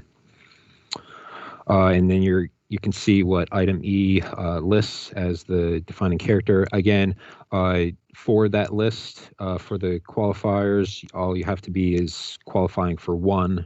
You do not have to be qualifying for two or more or a certain portion of them. So I'll put it back to the picture. If there is a motion for, again, any motions for these should be a motion for a recommendation, not a motion for approval. So just making that clear for here on out. So if you have a motion for a recommendation, it's right there Austin, before could you. I ask you one question, please? Absolutely. You said something in your introduction that I missed when I read it the first time, and I'm sorry. If it is not recommended by us here, it will not go to town council. Is that what you said? Correct. Any property that receives that goes to town council must first receive a recommendation from the commission. Okay. Thank you. Yes. I'd like to move that we at least go forward with 242 Bennett Street as being recommended. Could you just list that ordinance provision right there for me? Based on the ordinance 156.432 B and E. Okay, that works. We do need a second and then a vote.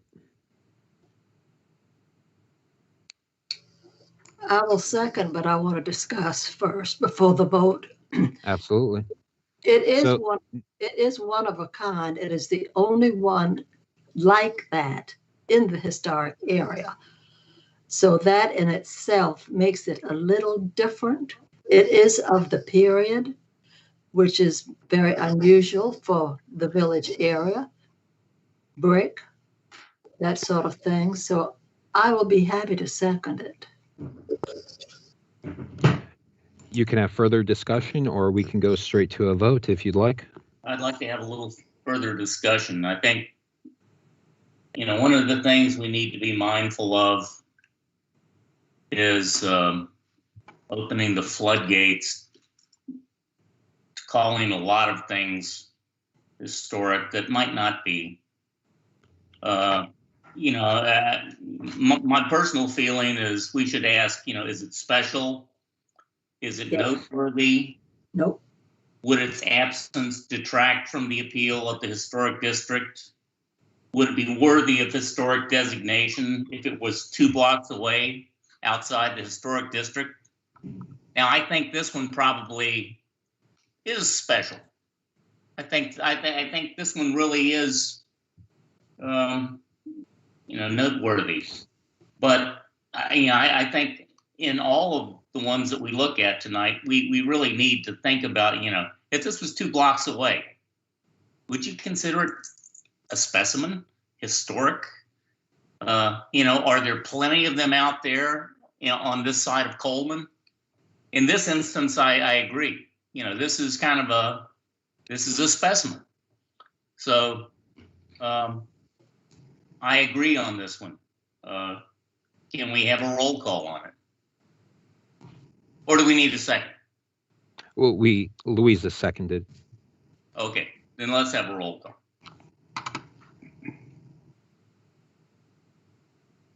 If there's no other discussion. You can ask for all in favor. All in favor? Aye. Aye. Aye. 4-0. All opposed? All right. Going on to the second one. 218 King Street, the garage. This was built in circa 1930s. Significant architectural features you have there. Again, not contributing up to pre-1930, but it was listed as contributing up to 1960. That's a yes from the 2010 survey, and this is in the National Register area. So staff's recommendation is historic. The reasoning for staff recommendation, it meets section 156.432B1E criteria. It is listed as contributing, and note on the survey card, it was recommended for historic in 2010. And that concludes any staff report. Is the house in front of it historic? It is.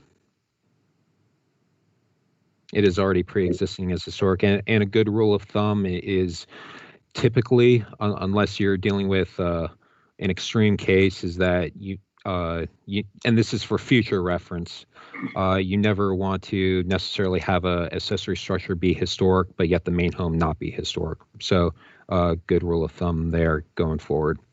But yes, the 218 King Street, the residence is historic as existing. Any comment? Well, I spoke to the homeowner because he's a cousin, so I'm allowed. And I asked him, did he happen to know when the asbestos shingles were put on? But he said he was such a small child when he moved in, he didn't know, and because both parents are dead. But I would say yes. If you want to, Louisa, if you would like to make that a motion, could you use this right here? Flash it up and let me read it. Motion to recommend. Motion to recommend. Motion to recommend because it meets the 156.432B1E criteria as contributing, recommended as historic in 2010. So I say yes. I move yes. And we would just need a second, and then you can discuss, and then we can have a vote. Second. Okay. Any discussion? Or Bob, you can also ask for all in favor if you'd like. Any discussion or comment? I'm a little bit on the fence on this because, I figure if a house is already historic,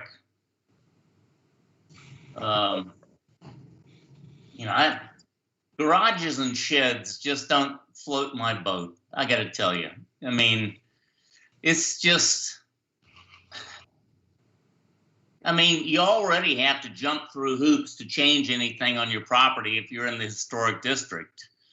And I'm just not sure it's in anyone's benefit if the house is already historic and, you know, to claim that a shed or a garage is historic. I mean, it just seems kind of a perfunctory measure that creates additional complexity. I don't know. I'm kind of torn over that. What do you think, Corey? Well, this one kind of matches the house to some extent. You know, it's a little bit different than those like metal lean-tos. They're all bent and falling apart. You know, this was actually built similar to how a house is built, you know, with studs and siding and roofing and such. So that's where I was kind of coming from, thinking that, yeah, it kind of matches the house. The house is historic. You know, the whole package really should be. Good point. Absolutely, absolutely. Like I say, I'm kind of on the fence on this. So, you know, we have a motion and a second, don't we? Yes, we do. Have a roll call. Or all in favor?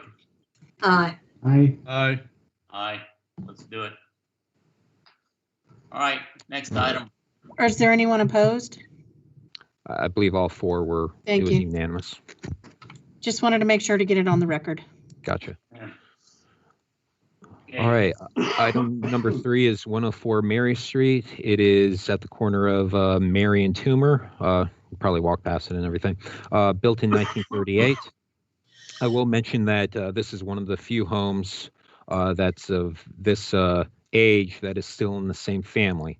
I thought I'd bring that up, and that's something that has not around as much anymore as it used to be, but it is one of the few properties that is. You can see the significant architectural features here.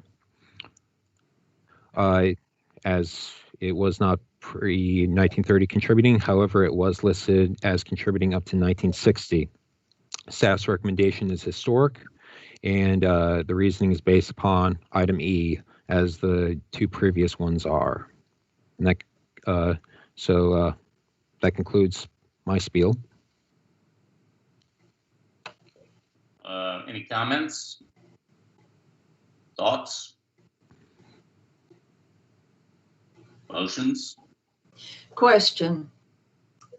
If it becomes declared historic, would the metal awnings go, or would those be allowed to stay on if the house was sold out of the family? Would they have to stay on? I don't think they would necessarily have to stay on. They're probably a 1950s, 60s, you know, add-on. After the war. Pretty common. Yeah, exactly. After World War II. When you you couldn't get metal in World War II, so. Tell me about it. Or chewing gum. So definitely a post-war, not original to the home. So obviously it would be up to the homeowner if they wanted to remove them. But I, at least from my personal staff recommendation, would be that those could be removed. Yes. Okay. I do know that this home sustained a little bit of, I wouldn't say heavy damage, but moderate damage during Hugo. So it was, I believe that's when the rear was added onto. So just note that. Yes. It falls under the same category as the home on Bennett Street, the brick home, being a one of a kind.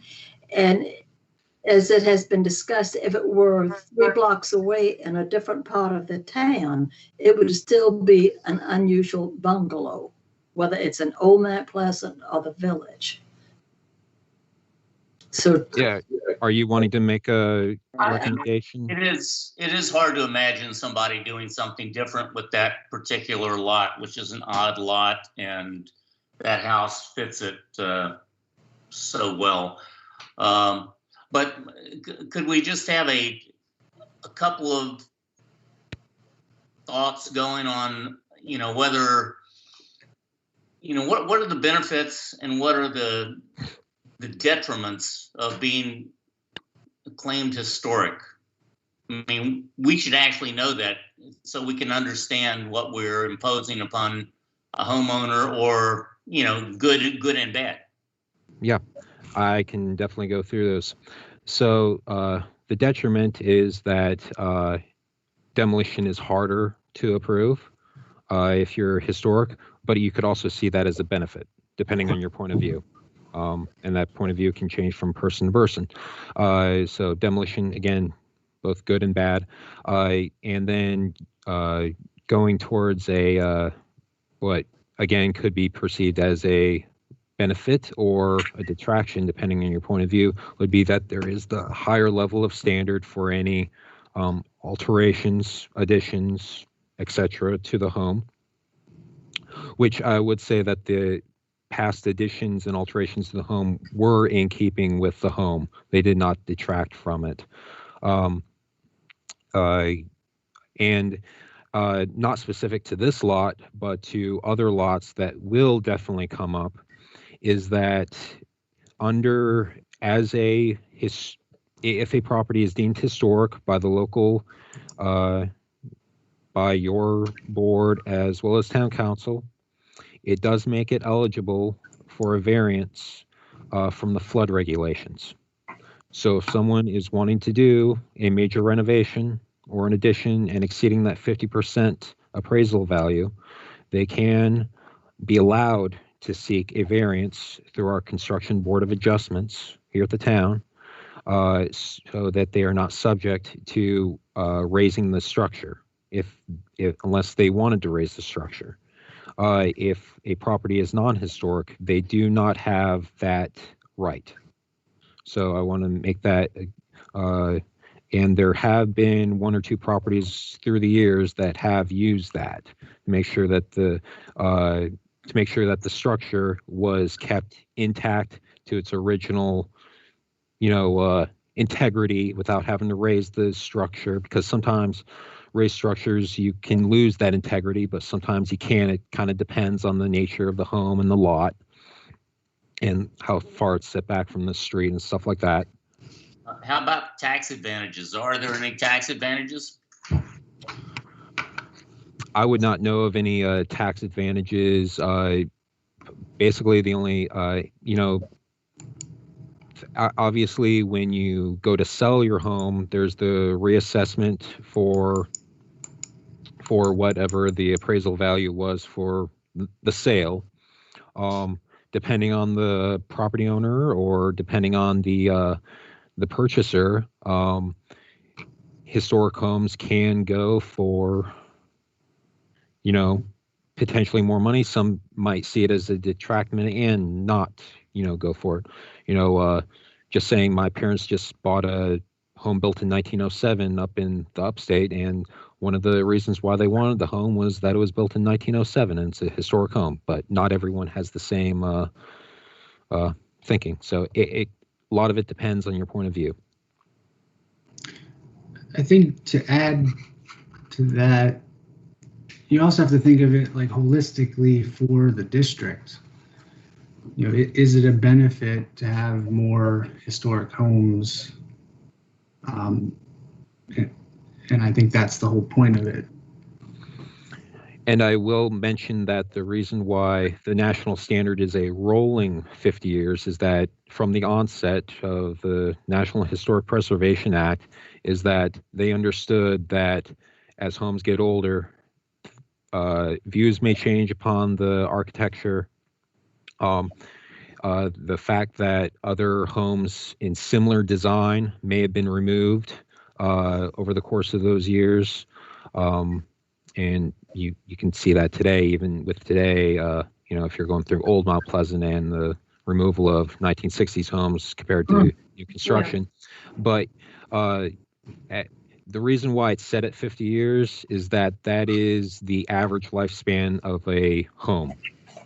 So anything more than that, it's conceived that it has, survived the test of time, I guess, if you will. So obviously preserving of architecture of even period architecture is important. What scares me is that would make the home I grew up in historic. It is not historic. Gene had mentioned to me that he had stumbled across an item somewhere on our website, which I have not been able to find. But Gene, would you explain that? After unmuting yourself. So we can actually, we don't lip read. Sorry. I have a hard time muting and unmuting. Yeah, there is a stipulation that if you are a historical house under certain guidelines, that you can get up to a 25% tax credit on your state income tax doing a refurbishment of that property. That is true. There are tax benefits. Not a lot of people go through that, but there are benefits that can be applied to the State Historic Preservation Office. And thank you for bringing that up, because I've totally escaped my mind. But there is that benefit. Even though it's only, state tax, it's still a credit, Bob.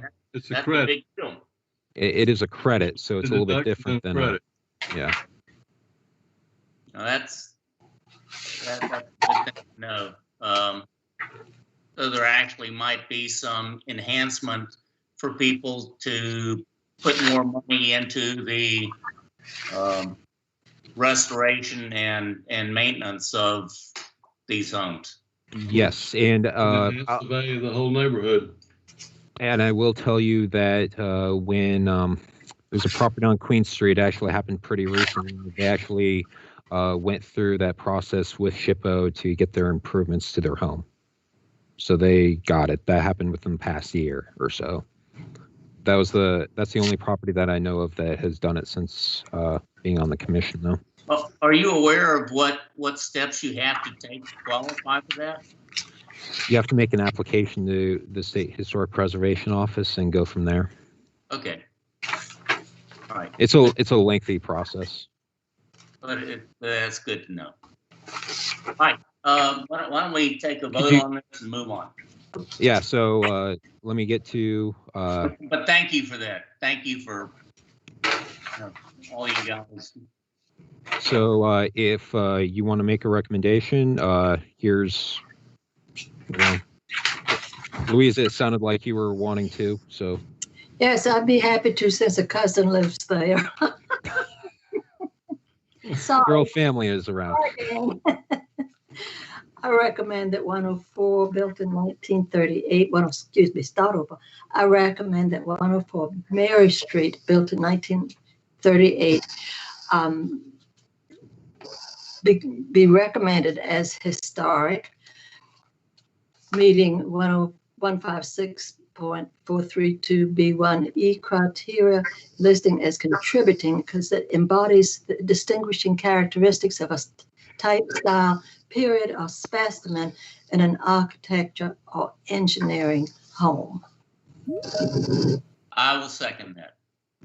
May we have a you can do all in favor. we just everybody in favor. Aye. Aye. Aye. All right, the next one should be the easiest of them all. Any opposed? Sorry. Yes. That was Any all opposed? Thank you. That was all four of them. I know. Just making sure that it's on the record. Okay. Thank you. So again, is Alhambra. yes, this one should be the easiest one of them all. It is Alhambra Hall. The current structure dates back to 1937. Just getting into, you can read its significant architectural features, but just note Alhambra Hall does date back to the 19th century. The current structure was not that structure. It was built using the timbers of the abandoned Hog Island Ferry building, but the current structure does date back to 1937 with some needed improvements after Hugo, as you could imagine.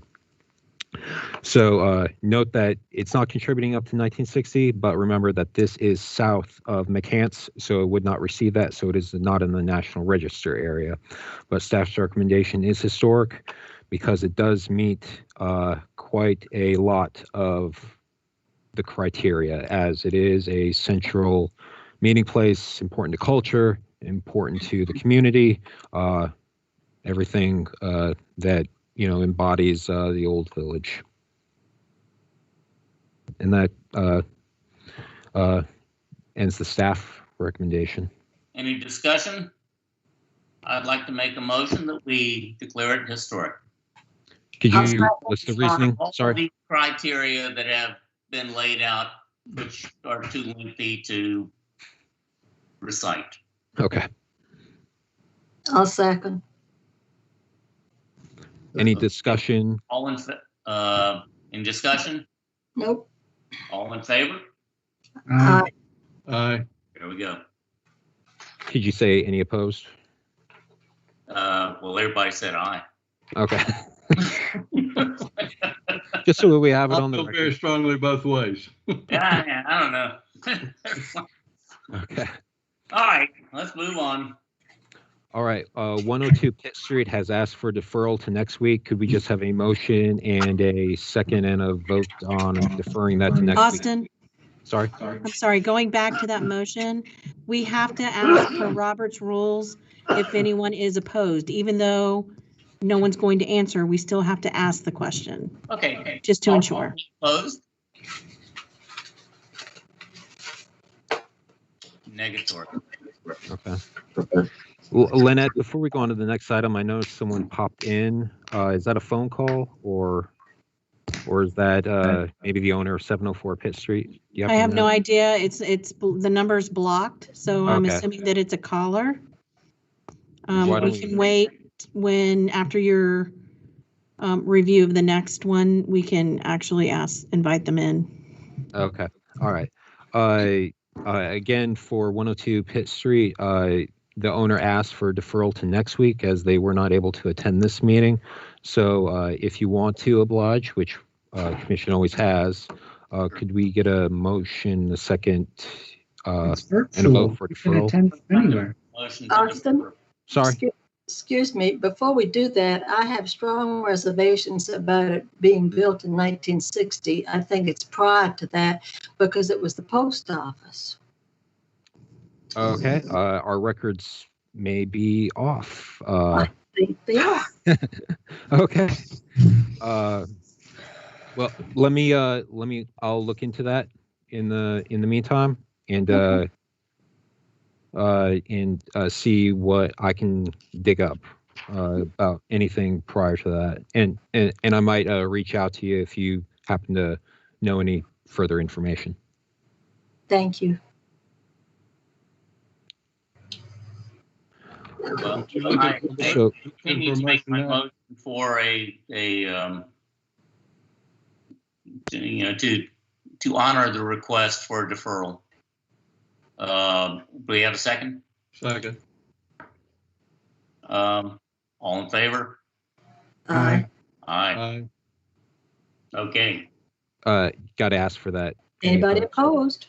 Anybody opposed? Crickets. Okay. Thank you, motion passed. Let's move on. Okay. All righty.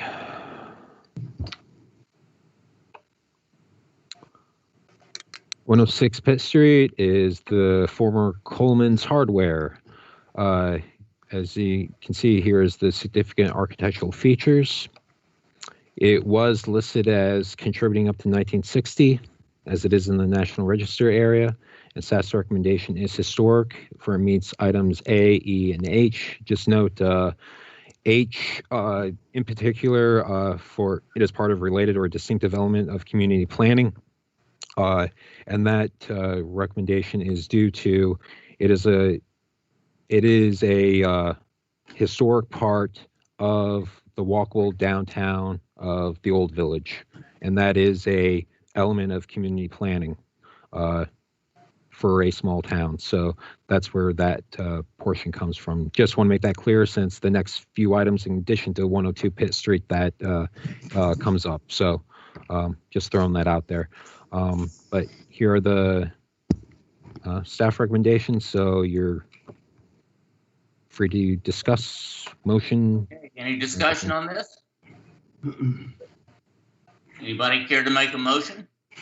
Well, I'm just thinking that since it was built pre-1930 with that yellow brick, the building next door, which became the post office, is probably the same age. And this was also a red and white grocery store owned by the Coleman family, Henry and Hazel and Mr. Birdie.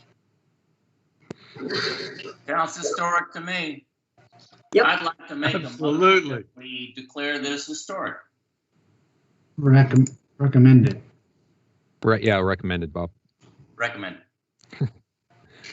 We just need a declare it second. recommended. Okay. A All right, second. second. I'll Did second. you just recommend it? I'm not sure. Yes. Well, we can't Yes, make that was this for a correct. recommendation. Just recommend that it be. So Mr. Crossland made a recommendation to town council for approval to designate historic. We just need a second. Second. Thank you. All in favor? Aye. Aye. All opposed? Thank you. Motion passed. Move And on. sorry, Lynette, do you want to allow it in that caller and we can see? Yep. Yep. It might be I'm Linda not calling sure. back in. Hey, yeah. I was just going to talk about all those structures downtown, but it's going to be okay. But I want to talk about 704 Pitt. Okay, can we wait for it? I know you're representing the owner, so we will. Can you hold on? I and can then wait. Yep. Oh yeah, I'm just yelling at you while I'm yelling at those guys while I'm on mute, so we're good. Sorry, you didn't. I'm not on speaker to anybody else, right? Yeah. Okay. You're on Yeah, speaker so with I the just whole wanted world. to- It's Yes, you being are. streamed. So if you will just make sure, Linda, to mute so we don't hear you. I yelling will. on all them.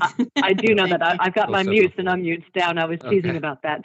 So I do 704 would be good for me, but I agree Okay. with all the stuff on the streetscape and perfect. Thank you. Okay. Okay, talk to you in a bit. Bye. All right. So next up is Yelling at 111. you. Sorry, Linda. I think we're still hearing you. She's been muted. Okay. All right. Next up is number 7 is 111, 113, 115 Pitt Street, which was built in circa 1940s. I do believe that that is definitely the correct date. Significant architectural features, you have them listed there. Of course, one of the businesses in here is Pitt Street Pharmacy. This was listed as contributing up to 1960 in 2010. Recommended as a staff recommendation is historic. And it is recommended based on that it meets the criteria of A, D, E, H, and was listed as contributing. So just showing these again. I think this one is a little bit easier, as you might imagine. So free to discuss. Austin, I remember when it was bricked over. Mhm. Do you have any record of when it was bricked and made into one long building? Because at one time, the drugstore was even half the size of what it is today. There were like separate buildings that were joined with the bricking of the facade. I do not have that offhand. Okay. Now, I would mention that not everything of the qualifiers of all the qualifiers A through K are necessarily about the exact architecture. There's a lot of cultural elements of the building being there, of maybe other stuff besides the building that come into play when evaluating whether or not the property should be historic. So it may not necessarily be the brick facade. It would be the other elements of, this structure has picture windows. It has a parapet wall. Those are all elements of storefronts in a downtown type format. That also comes into play. So. Okay. So Austin, is the Pitt Street Pharmacy already designated historic? No, this is a part of that building. So this structure is not historic as currently designated. So would this incorporate that? 111 through 115? Does that incorporate? Yes, it is on the same parcel, all on the same parcel, same owner, and therefore it would be all in one, encompassing for all three addresses, since it's all considered one So building. that entire building with the continuous brick facade. Sorry? So that would include the entire group of buildings there with the continuous brick facade. Yes. Okay, good. Just want to make sure. Absolutely. Thanks. Okay. Discussion, recommendation.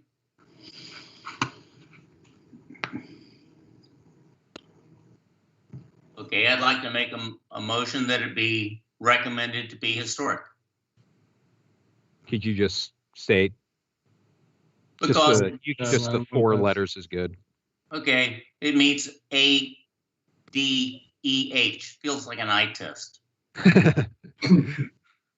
I'll second.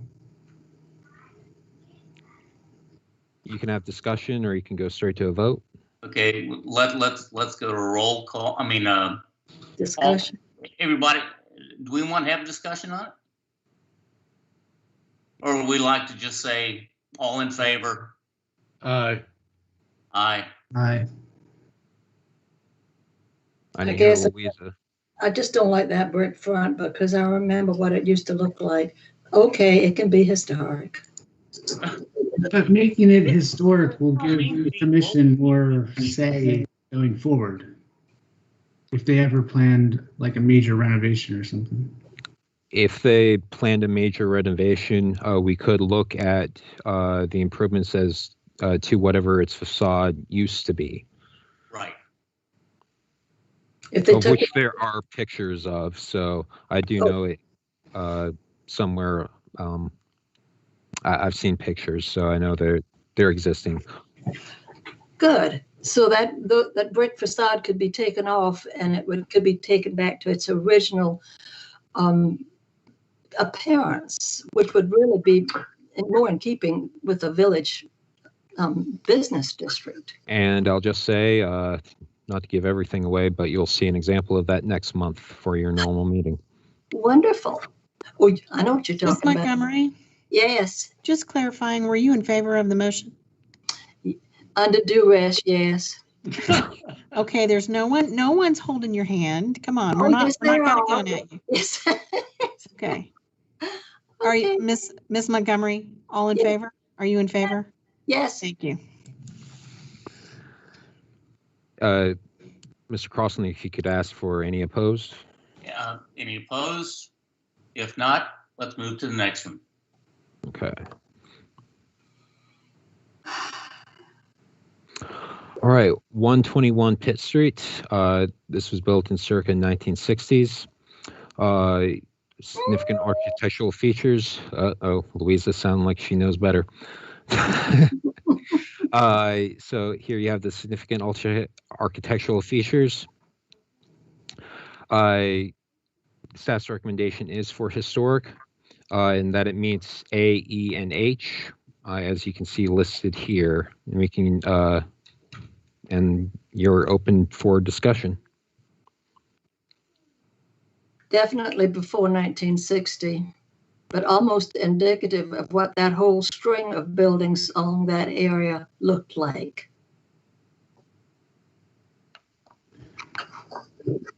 I thought there was something mentioned in the survey about a previous brick facade. Not on that one. Yeah, I don't know if the survey was wrong. But Treat this like we did the last group, that if it were to be returned to a previous incarnation, that would be okay, but we don't want it to be changed in a way that's not in keeping with its current fitting in.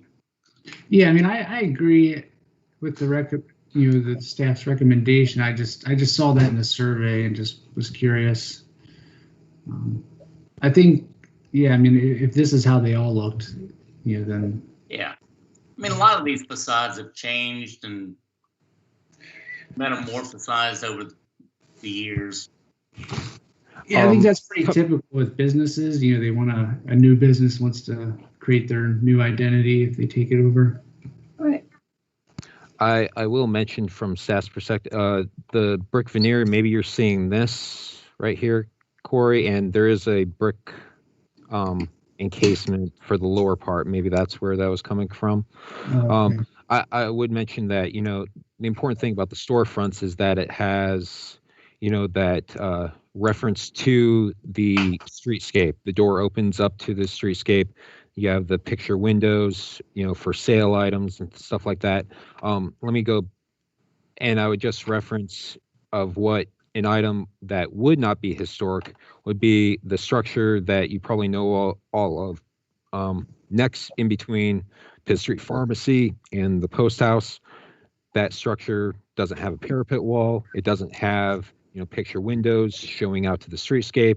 It doesn't have a front door open right onto the sidewalk. It is not in keeping with that area. So that's where, you get into, okay, what's good and what's bad in terms of the design that was done for that structure. So just You're approving demolition? No, that's just making, getting the juices flowing, if you will. Yeah. Gotcha. Also, in that building on the right that you're referring to was Dr. Pickett's office. The Pickett, Dr. Pickett, for whom the Pitt Street Bridge, that used to be Sullivan's Island, that was his office. It was probably built after World War II because he was in the wall.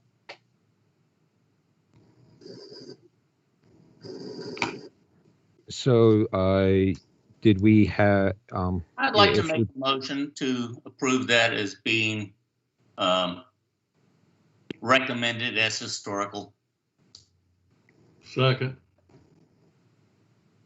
Per A, E, and H. May we all in favor? Aye. Aye. Aye. Aye. All Mr. opposed? Crossland, does that motion include based on meeting the ordinance section as stated? Right. Thank you. Thank you for that. And sorry for that oversight. That's okay. Okay, All right, next motion item. passed. Next item. So 319 Pitt Street. This one has a bit of a, I guess you could say, Frankenstein history. Originally built in 1847. And you can read its significant architectural features. The home was originally built in 1847 as actually a hotel, and then used as a Catholic chapel and a residence in later on, and of course is still a residence today. Again, built in 1847 or circa 1847. It was shown as a hotel, and it's believed to have been visited by General Sherman before the Civil War. So let me get into it because looking at, I have the 1858 plat for the property. It's believed that it was basically used as a hotel for the original Ferry Street ferry.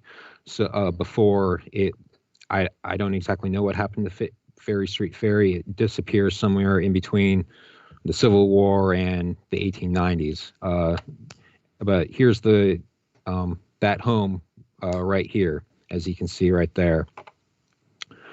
So, and again, this plat is from 1858. If you go to the Sanborn map of 1893, you can see it appear then. And note that Ferry Street Ferry is gone at that point. So you can see the Darby building here, if you don't believe me, and Friendship AME, or the first incarnation of Friendship AME, is over here. So that gives you kind of the backstory. Obviously, looking from, sorry, I had to take an aerial because this home is so far set back from the road. This addition was done, I believe, about 20 years ago, done actually in a historic manner with a hyphen, as you can see. And then I've actually been standing on the property over here, and you actually think that you're looking at two different homes. So you actually think that this home is a different one from this one. So just giving you an idea that they did the addition appropriately. It did go through some revisions in the 1960s, in which case it was not recommended in 2010. However, due to those even those renovations in the 1960s, reaching 50 years old, as well as noting the vast historic nature of the lot and that the property in general and that original structure, staff does recommend it for historic based on A, D, H, I, and K. In which case, this is the first one where we have K, because we're not just talking about the architecture here. We're really also bringing forth the property in of itself. So that's where staff is coming from, as well as referencing the waterfront, because it does have that deep history connection with the waterfront being used as the hotel. So you're free to go to discussion. Okay, discussion. Austin, Captain Samuel Giles' daughter, Miss Edie Hollowell, and her husband lived in that home. Was it ever a chance that Captain Giles owned that home?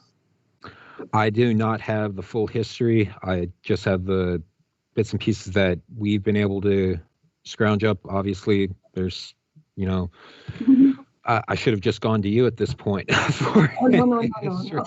So I don't, obviously, Charleston County ROD office probably has, the life history of the property on microfiche somewhere that they don't have available online.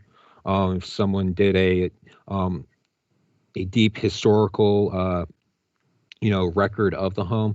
I did talk to the owner last week. They emailed me. They're actually wanting to do a deep historical dive into that property themselves, to gain what it's, fill in a lot of these blanks that even we don't have. So, just for, just to let you know that. So, maybe we'll probably find out some more things about the history as we continuously do, going through down the line. So well, let them do it. That would be very helpful to the town, because it would be more of a meaning if Captain Sammy had owned and lived there. I did mention to them if they find anything, please reach out to the town to share it for us. So it would be a benefit to it, to the town as a whole. Okay, so let me get back to that. Recommend that we recommend this as historical town council. Is there a second? Could you list these meeting items? B1ADHIK. There we go. LMNOP. I second. Yes.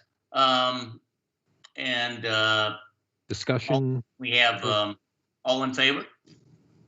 There's no discussion. Well, I have a question. You can have discussion first. Austin, I guess, who's going to present this to council, and is that you? We haven't discussed that. I'll need to discuss that with our planning director. We'll see where we are in November, hopefully for the January town council.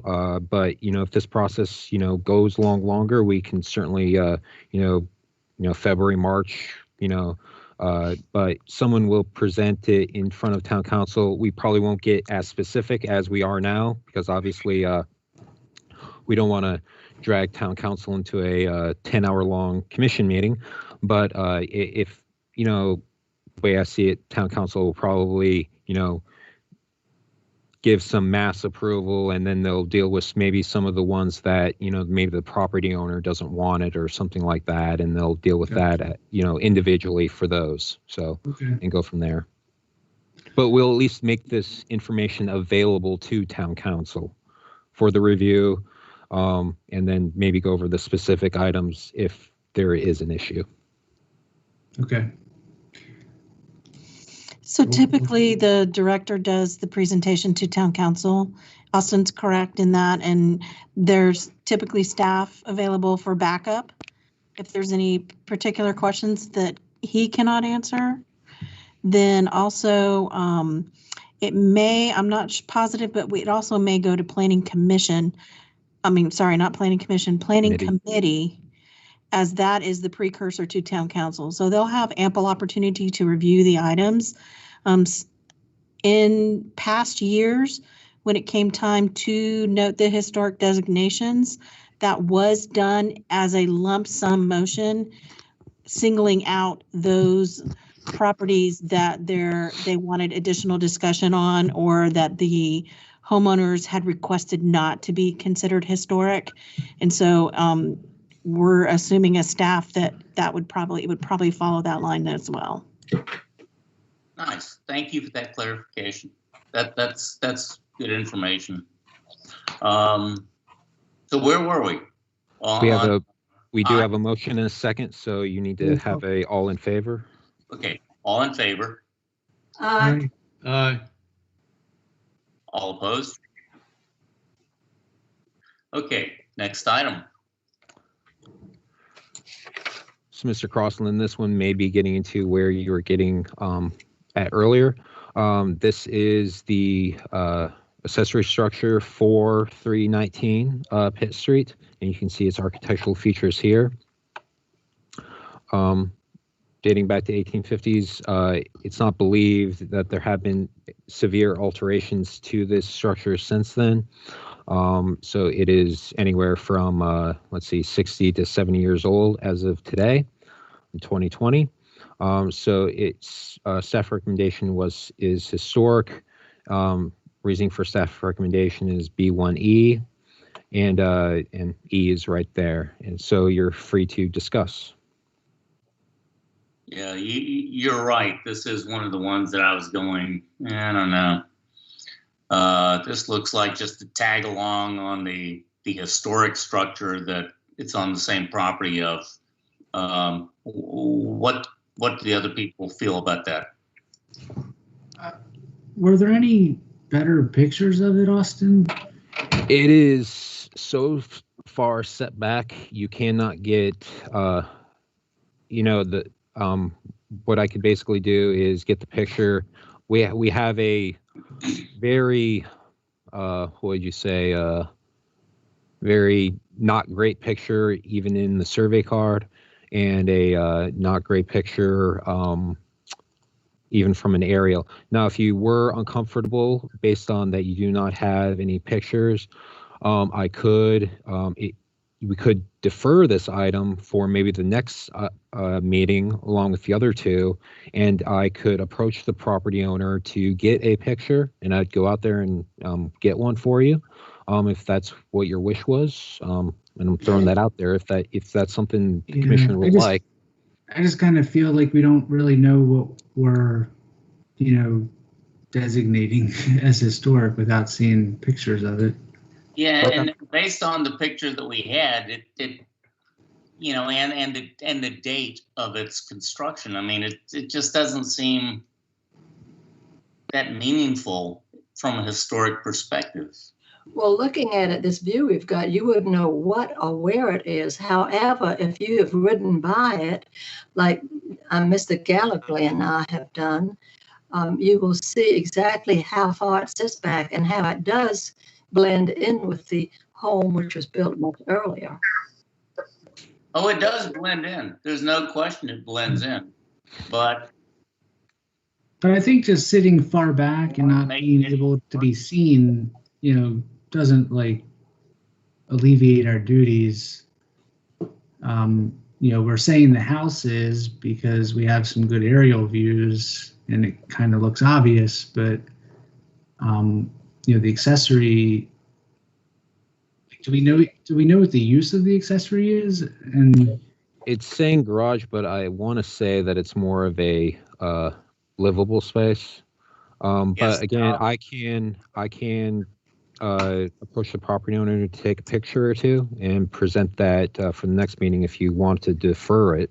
Yeah, let's do. So Yeah. Austin, if we just say no, does that mean it can't be brought up subsequently? Yes. It can be brought up subsequently, though. Of course, I would not, every other meeting bring up the same property type deal. Oh, but no. What I'm saying is 10 years from now, yes, 15 years from now. Yes. I mean, it can be. It's not like it's a dead issue for here on out. It's not like it's a double jeopardy, if you will, if right. we're talking And about a that's criminal the same complaint. for all of these houses, correct? Yes. Yeah. Yes, I mean, absolutely. but I would in just fact, say that I think we should defer it, because if we just say no and then, big plans come in from the owner to demolish it, and then we actually see that, oh, geez, that should have been historic, we've lost our power. but we'd still have to. you still need to review it for historic designation upon a demolition. However, you do not have that power for a renovation. So if they were wanting to significantly alter the facade or something along those lines, which would take away any potential historic criteria potentially, that is where you would not necessarily have any power.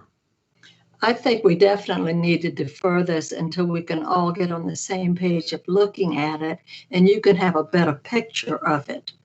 But we just have to just stand out on the street and stare at it. Would you like Austin, to make that? Austin, I have a question. Yes. Aren't we going to be reviewing with the rolling time frame on an annual basis all the properties? Yes. So technically, as of January, it would start a new year, and therefore this property could be put into the mix when you guys are looking at properties for next year. Though I would advise, since we're already, here and we have most of the information presented to it, it doesn't take me much to go out there tomorrow or sometime this week to ask the owner if I can take a couple pictures and have that ready for you next week. It's not that much of an issue, I don't think, if that's your, if you want to defer it for that. I definitely would think that's a good idea. Okay, let's go that way. Is that a motion?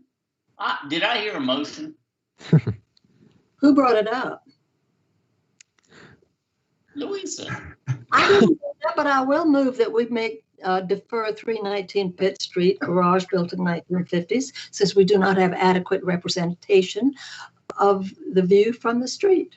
Could you say until October 20th? Until October 20th.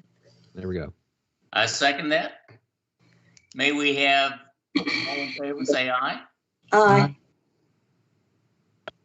All opposed? Okay. All right. Moving to 704 Pitt Street. Linda, if you are still available, Lynette, let me know if she's not.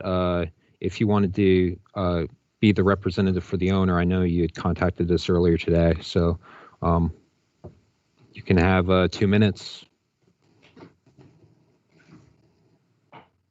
Ms. Balzac, Linda, you're muted, so you would need to hit *6 to unmute. Wasn't she the one making fun of people on mute? This was the old ice house, you know. I'm gonna get into that myself. Good. Austin, why don't you go ahead and continue with your review, and then maybe she'll be online once Tell you're. you what, let's take another 5. Another 5? Another 5. And Okay. it should be on. Okay.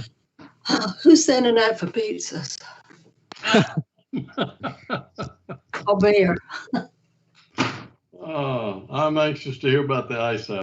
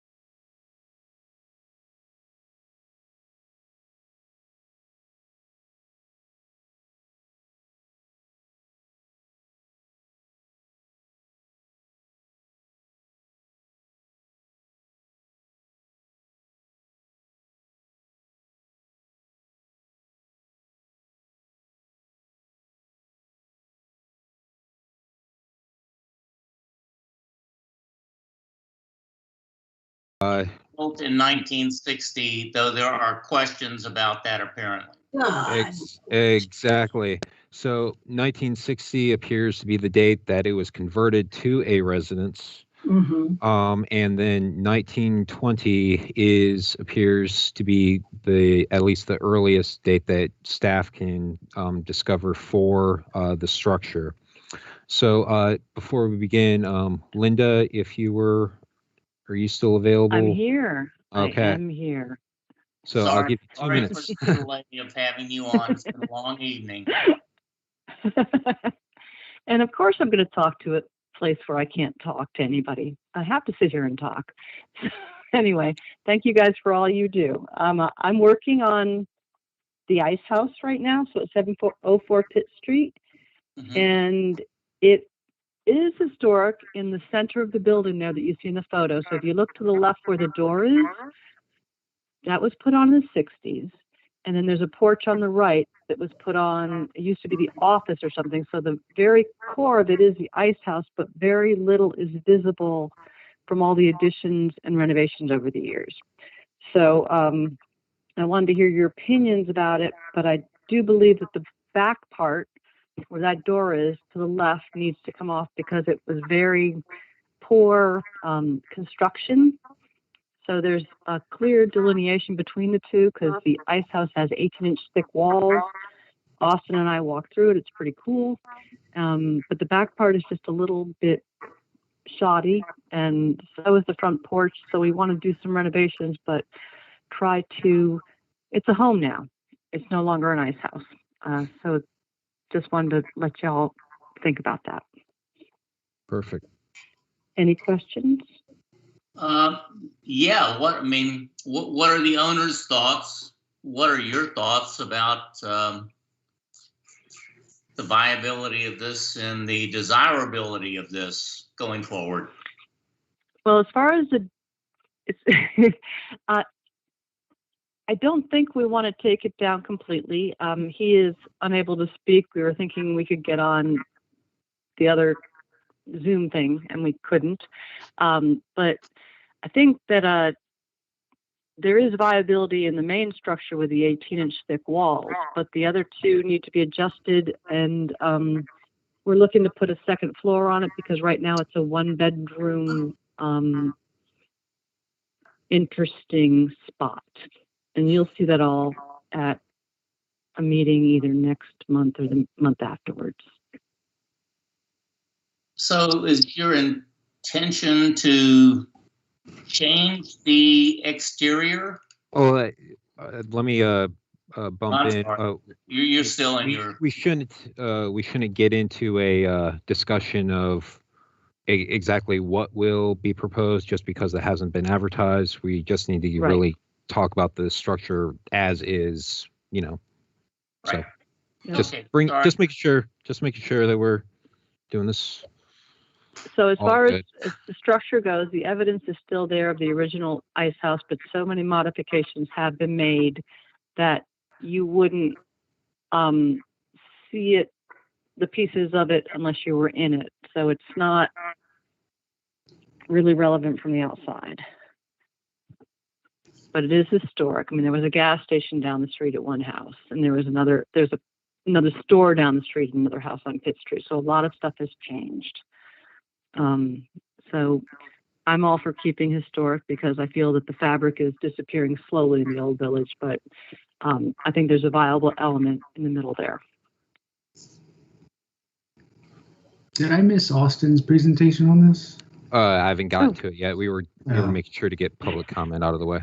Perfect, and I can get out of the way and I'll hang up and yell at the TV, not the thing again, the computer. Sorry. But I'm done, Right. Unless you have any other questions. Completed. Close? Okay. And nobody. But thank you guys for everything you do, really, seriously. I don't know if I could do it today. You guys are doing a great job. Okay, staff, All right. Mr. Rutherford. Let me get into it. Bye. Bye, Linda.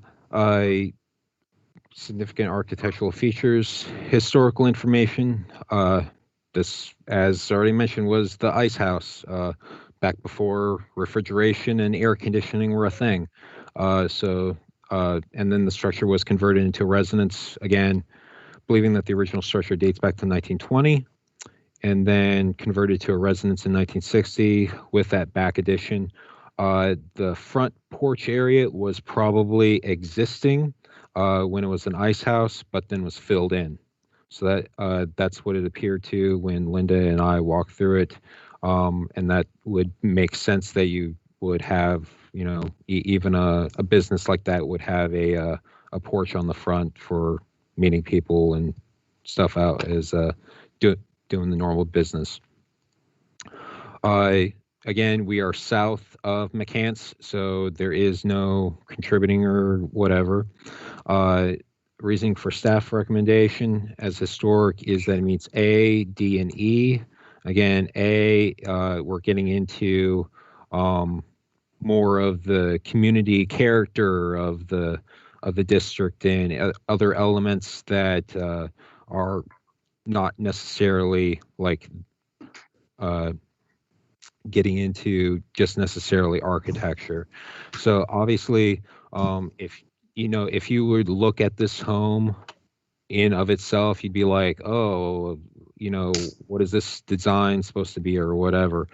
But when you start looking at its history and what it's meant to the community over the course of its now 100-year lifespan, that's where what really allows it to be recommended for a historic designation. So that's my spiel, so you're free to discuss. I guess you're just relaying my thoughts. I think the fact that it's been altered doesn't take away from the historic story of it. That's kind of like part of the story at this point. And I don't think calling it historic is going to prevent someone from, you know, making a smart, well-designed change to it. But not having it as historic will make it much easier for someone to just bulldoze it. What were the 18-inch thick walls made out of, Austin? Could you tell? If I remember right, I think it's just brick. Just like layers of brick. Yeah, or at least the outside, I believe, is brick, and then the interior is brick. Maybe they put, you know, cement or another material in between. But judging by my memory, I believe it was brick. Obviously, I'm not, you know, fully aware of the construction of how they built ice houses back in the day and what exactly they did in the middle or whatever for insulation purposes. But it may be brick all the way through. It may be some other material in the middle there. And is that current facade we're looking at, like with the windows punched in it? You're not the back part that Linda was talking about, but is the other part is the 18-inch thick wall? So this area here, and then of course it goes farther back. Distance of the home is probably 25 to 30 feet, or rather of the old ice house, and then you had the porch on the front. This portion is that 18-inch thick. When they did add this on, they did use brick. They even, you know, mimicked, you know, the architecture of it. They didn't give it a you know, a pitched roof or anything. But when you walk through the doors, up a staircase to get through here, or into the thing, you almost feel like you're in a converted, you know, what was a bank and is now a restaurant or something, and they, you know, have you in the old, you know, bank vault or something like that. It's kind of like that feeling. Is like the ceiling and roof construction anything like peculiar and odd to an ice house? I would assume Linda may have gotten into the roof or whatnot. I'm not exactly sure to know what, but obviously being an ice house, it would likely still retain the elements of it being an ice house for that ceiling. So I would imagine that the ceiling is a different, you know, a more solid material probably. than Yeah. something to keep it cool, But it wasn't like exposed heavy timbers or anything like that. I can't recall offhand. Can't recall. Gotcha. It is a flat roof, though, so it is Yeah. the only flat roof structure in I should say it is the only flat roofed residential structure that we currently have, and the reason that it's flat roofed is that it was a commercial structure, just like many of the other Yeah. commercial structures that we have. So, or at least a few of them. So, Yeah. I mean, my feeling is you could still work with it even if it got labeled historic. It seems to me that this would be a slam dunk deferral until, they're working on some new thing. But our designation should be based. Renovation. So why don't we just wait until they do renovation and?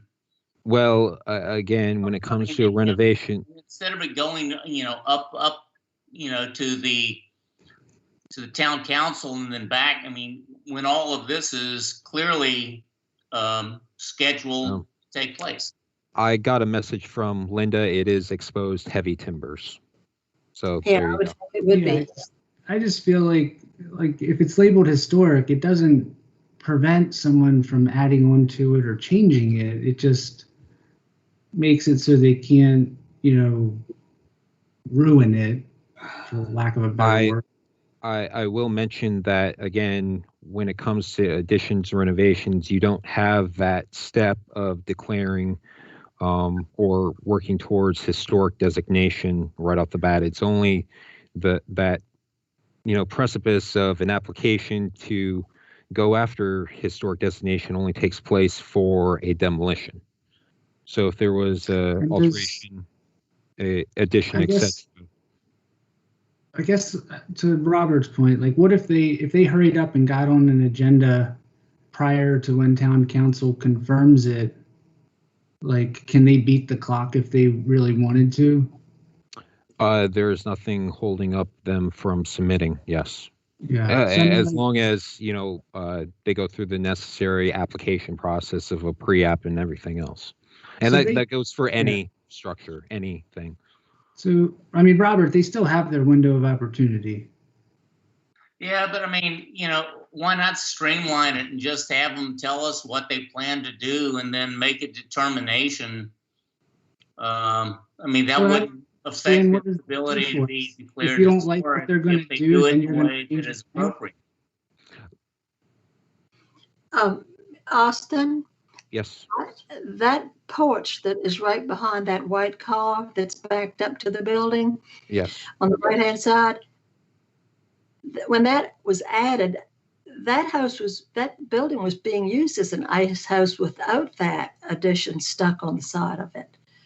And it seems to me that there was the front left corner. If you stand on Pitt Street and look at the building, that front left corner had a curved facade from side around to the front. And I'd like to know if that's been destroyed or if that's been incorporated into that porch. What type of facade were you saying? It was curved from the left around to the front instead of being a actual squared corner. It was a rounded corner, as though a lot of buildings of that, right. For instance, the Pet Milk Company on Upper Meeting Street in Charleston had, which I think had originally been a ice house too. Well, not that makes sense. I just cringe when I think of somebody putting a second story on that thing, but As far as I know, basically the ice house was not touched really. It's basically they use the existing doors for the existing doorway. They probably did punch through the windows, and that would be the one alteration that they did. But then they just did the add-on. And were you confirming, as we suspected, that the porch was there before it was converted into a home? I believe you said. I believe the porch came after it was converted into a home. Oh, okay. Because it was just a tiny little rundown, unpainted little eyesore that was very much hidden by shrubbery. Right. And, you know, trying to track down exactly the history of these buildings can be, or what edition came first and whatnot can be a bit hard. But the integrity of the ice house, I don't believe, was really damaged or anything. From my memory, it was basically they did the add-ons, converted the inside to be livable space, and started living in it. They didn't do a Austin? lot of, sorry. No, sorry, it's Lynette. So correct me if I'm wrong, but if they were to recommend this as historic and there was an application that came in, they could, if they wanted to defer that application because there was that pending recommendation. I have talked to the zoning administrator, and he determined that if it's not historic, as determined by town council, it's not historic. So they treat it as it is existing. Then I think we have to make it historic. Why? Because it is. I mean, I remember it as a child, what it looked like. I mean, it's part of the story of the neighborhood. Mm-hmm. I know you don't like the way it looks, Robert, but it's still part of the story of the No, neighborhood. that's not it at all. What I'm saying is they are actively proposing changes to it. And I want to know what those changes are before. But that's irrelevant. It's historic. I mean, Right. because these two things could be in process at the same time. It's a timing issue. But it's irrelevant to this decision. Why don't we have them show their cards and say, I mean, clearly there is a portion of this is historic. If they show you something you like, then you will be more apt to not label it historic. Is that what you're thinking? No. Well, then why does it matter? I'll be more apt to say, well, that's not in keeping with its historic nature, what you're proposing. I guess see how they're linked. I mean, it's going to take a while for this thing to work its way through the process. That's my whole thing, is the timing of this thing. We make a recommendation, then it goes to town council, and then it goes to, it's like, why don't we just have them tell us what they want to do? But there's always the chance that they change their mind, change ownership, change architects, I will mention that staff is aiming for January to go to town council. Again, it would be subject to, maybe this goes for our future meetings or whatever. Maybe something has to get deferred or something, and it continues on longer. But staff is aiming for January. So we may have stragglers at that point. Town council could be like, oh, we want to defer this for a month while we think about all these issues or something like that. They could do that. So it might end up being February or March or, whatever it ends up being. But at least the initial showing up to town council would be January. No, I acknowledge that this is noting a historic building. But I also am curious because they're making plans for modifications, and maybe we should just go ahead and declare it historic and then just see what they do later on. And it just seems it would be nice to know. I mean, I think Linda is probably going to do a good job with it anyway. I just worry if we hesitate. There's been projects before where, they change their mind and they change architects and they have a totally different approach to the building. So we don't necessarily know what we're going to get. That's a good point. Good point. All right. So I'll make a motion to have it declared historic. I second. Could recommendations? Bob, could you use based on the reasoning of B1ADE. As indicated. Louisa, you seconded, correct? Yes. as a contributing factor to the old village. Well, even not the old village, but Old Mount Pleasant. All right, we have a motion and a second. You can discuss further or go to a vote. All in favor, aye. Aye. Gene, have we lost you? Somebody wake him up. Gene? Getting on and off, and it takes a second to. Yeah, I got you. Okay. Sorry. Okay. Any? I'm sorry, I just went to sleep on that last argument, so. I know, I'm sorry. Anybody opposed?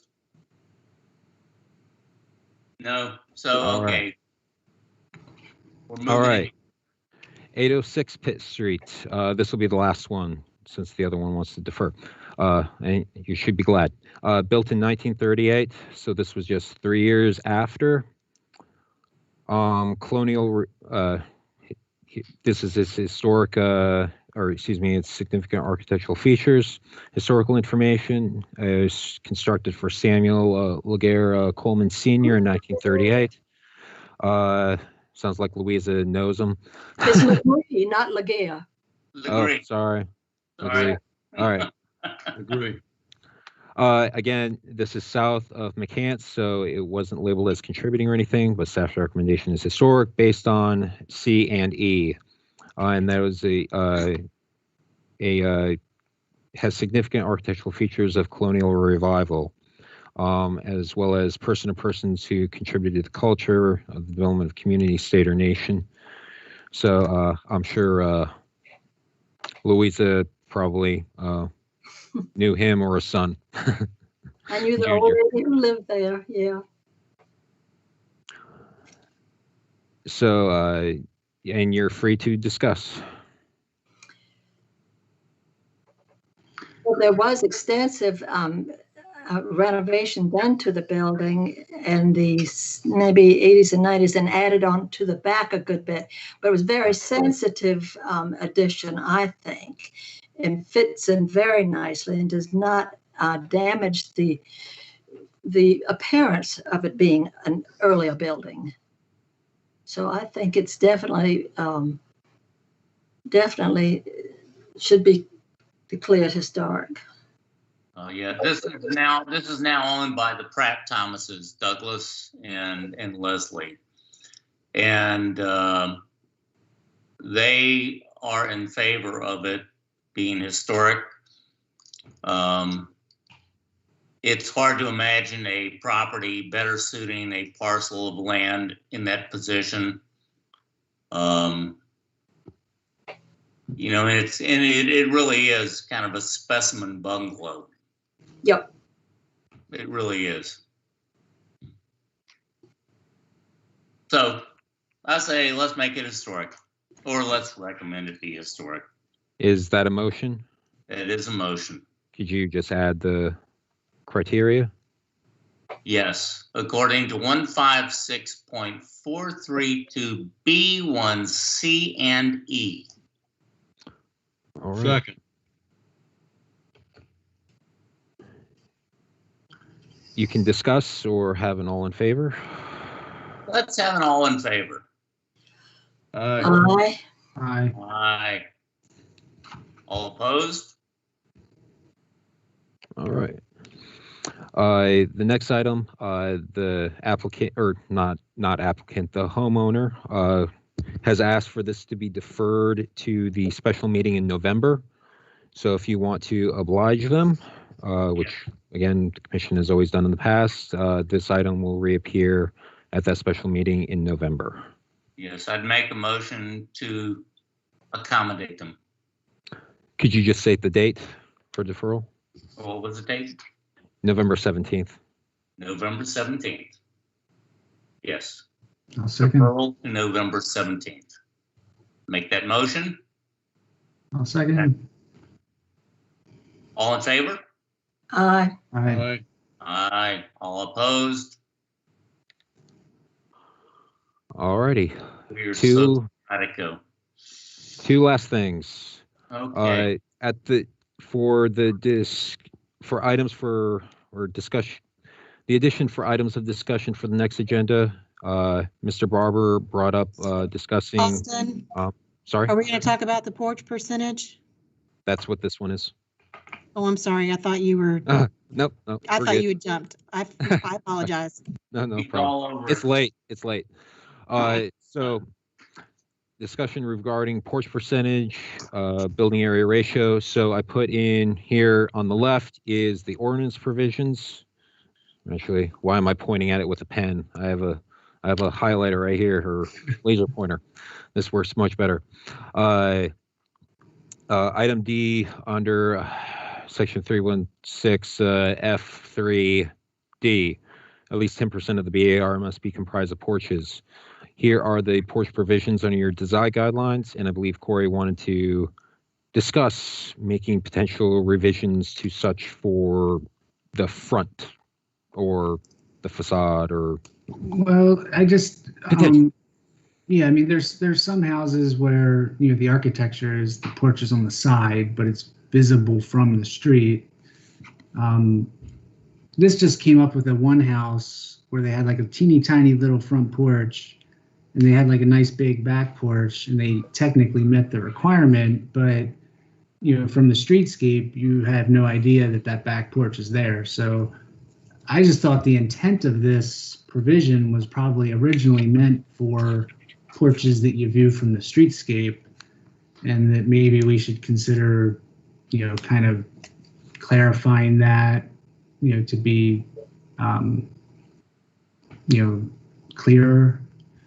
And I don't know the history of like the 10%, like where that came from. Maybe you know. It was, yeah, it was because at least at one point in time, somebody along the line, or maybe multiple applicants, were proposing large homes without any, or without a lot, I should say, porches. So they wanted to make sure that homes were appropriately designed to have a, you know, a relatively, you know, base level amount of porches to make sure that stuff, you know, wouldn't be, you know, you get a 5,000 square foot home and all they have is a little, you know, little landing space at the front door, you know, and that's it.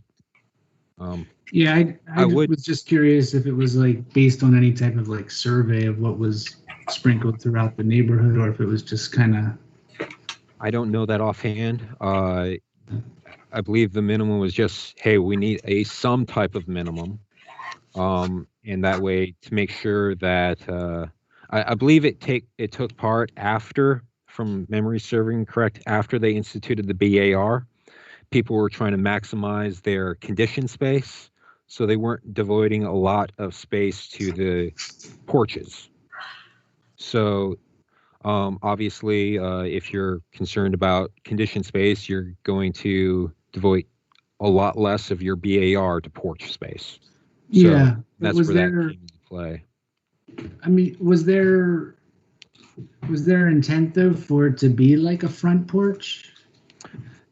Probably somewhat, and of course, the front porch would be, depending on the lot, or a side porch, you know, depending if you're doing more of a Charleston single type design, or obviously if you're on the harbor, you want to have most of your porch space facing the harbor. So that would be the intent of the design on that side. What I would mention, if I may, to do, you know, and just throwing this out there, maybe you would like to add to the design guidelines that at least half of the required 10% be visible from either the right of way or the harbor side, whichever may be considered the main front of the home. Well, I thought the water was considered a right. I really think something like that is so restrictive. I mean, there are so many different architectural styles that are historic, and as you mentioned, Charleston singles, and Now with the Charleston single, it would be visible from the front because it's on the side, so you do see it. So I'm just throwing that out there. So depending on the orientation of the house and the lot. Sure. But I mean, you know, that's something that we have the ability to address on a one by one, you know, itemization as they come before us. And I think that's probably a better way to approach it is, you know, because, I mean, that's kind of why we exist. You know, if somebody presents us a salt box that has nothing in the front, but has porches in the rear, we might say, hey, a salt box is not really the right thing down here. Yeah, I just figured it would give us like more of a leg to stand on if it was clearer. No, I agree. It'd be nice to have more clarity, but you know, architects also need their. I would mention that there is some level of, you know, I guess ambiguity built into design guidelines, so you can enforce, again, a case-by-case basis for, you know, all elements of a home. You know, as you were discussing earlier with the staircase at the one home on Pitt Street, it wasn't exactly what the other staircases are designed to, you know, in terms of the, again, the escalator feel of it. So, so I'll just throw that out there. Yeah, I mean, you know, we have the abilities to suggest. You know. Anyhow, anybody have any other comments on that? Or can we move along? I just see that, you know, we're not always going to be the commissioners. No. So the next group might let you do all of the porch on the back. We don't know. And just mentioning even if it was in the design guidelines, the next commission could remove that stipulation as well. Just vote it out if they wanted to. So it's not necessarily, you know, hard and fast, even if it was in the design guidelines. Yeah, that's true. Yeah. Who doesn't want a porch in the front of their house? I mean, you know, we would pick that up pretty quickly when it was presented. And what's our next item? Discussions of items for the next agenda.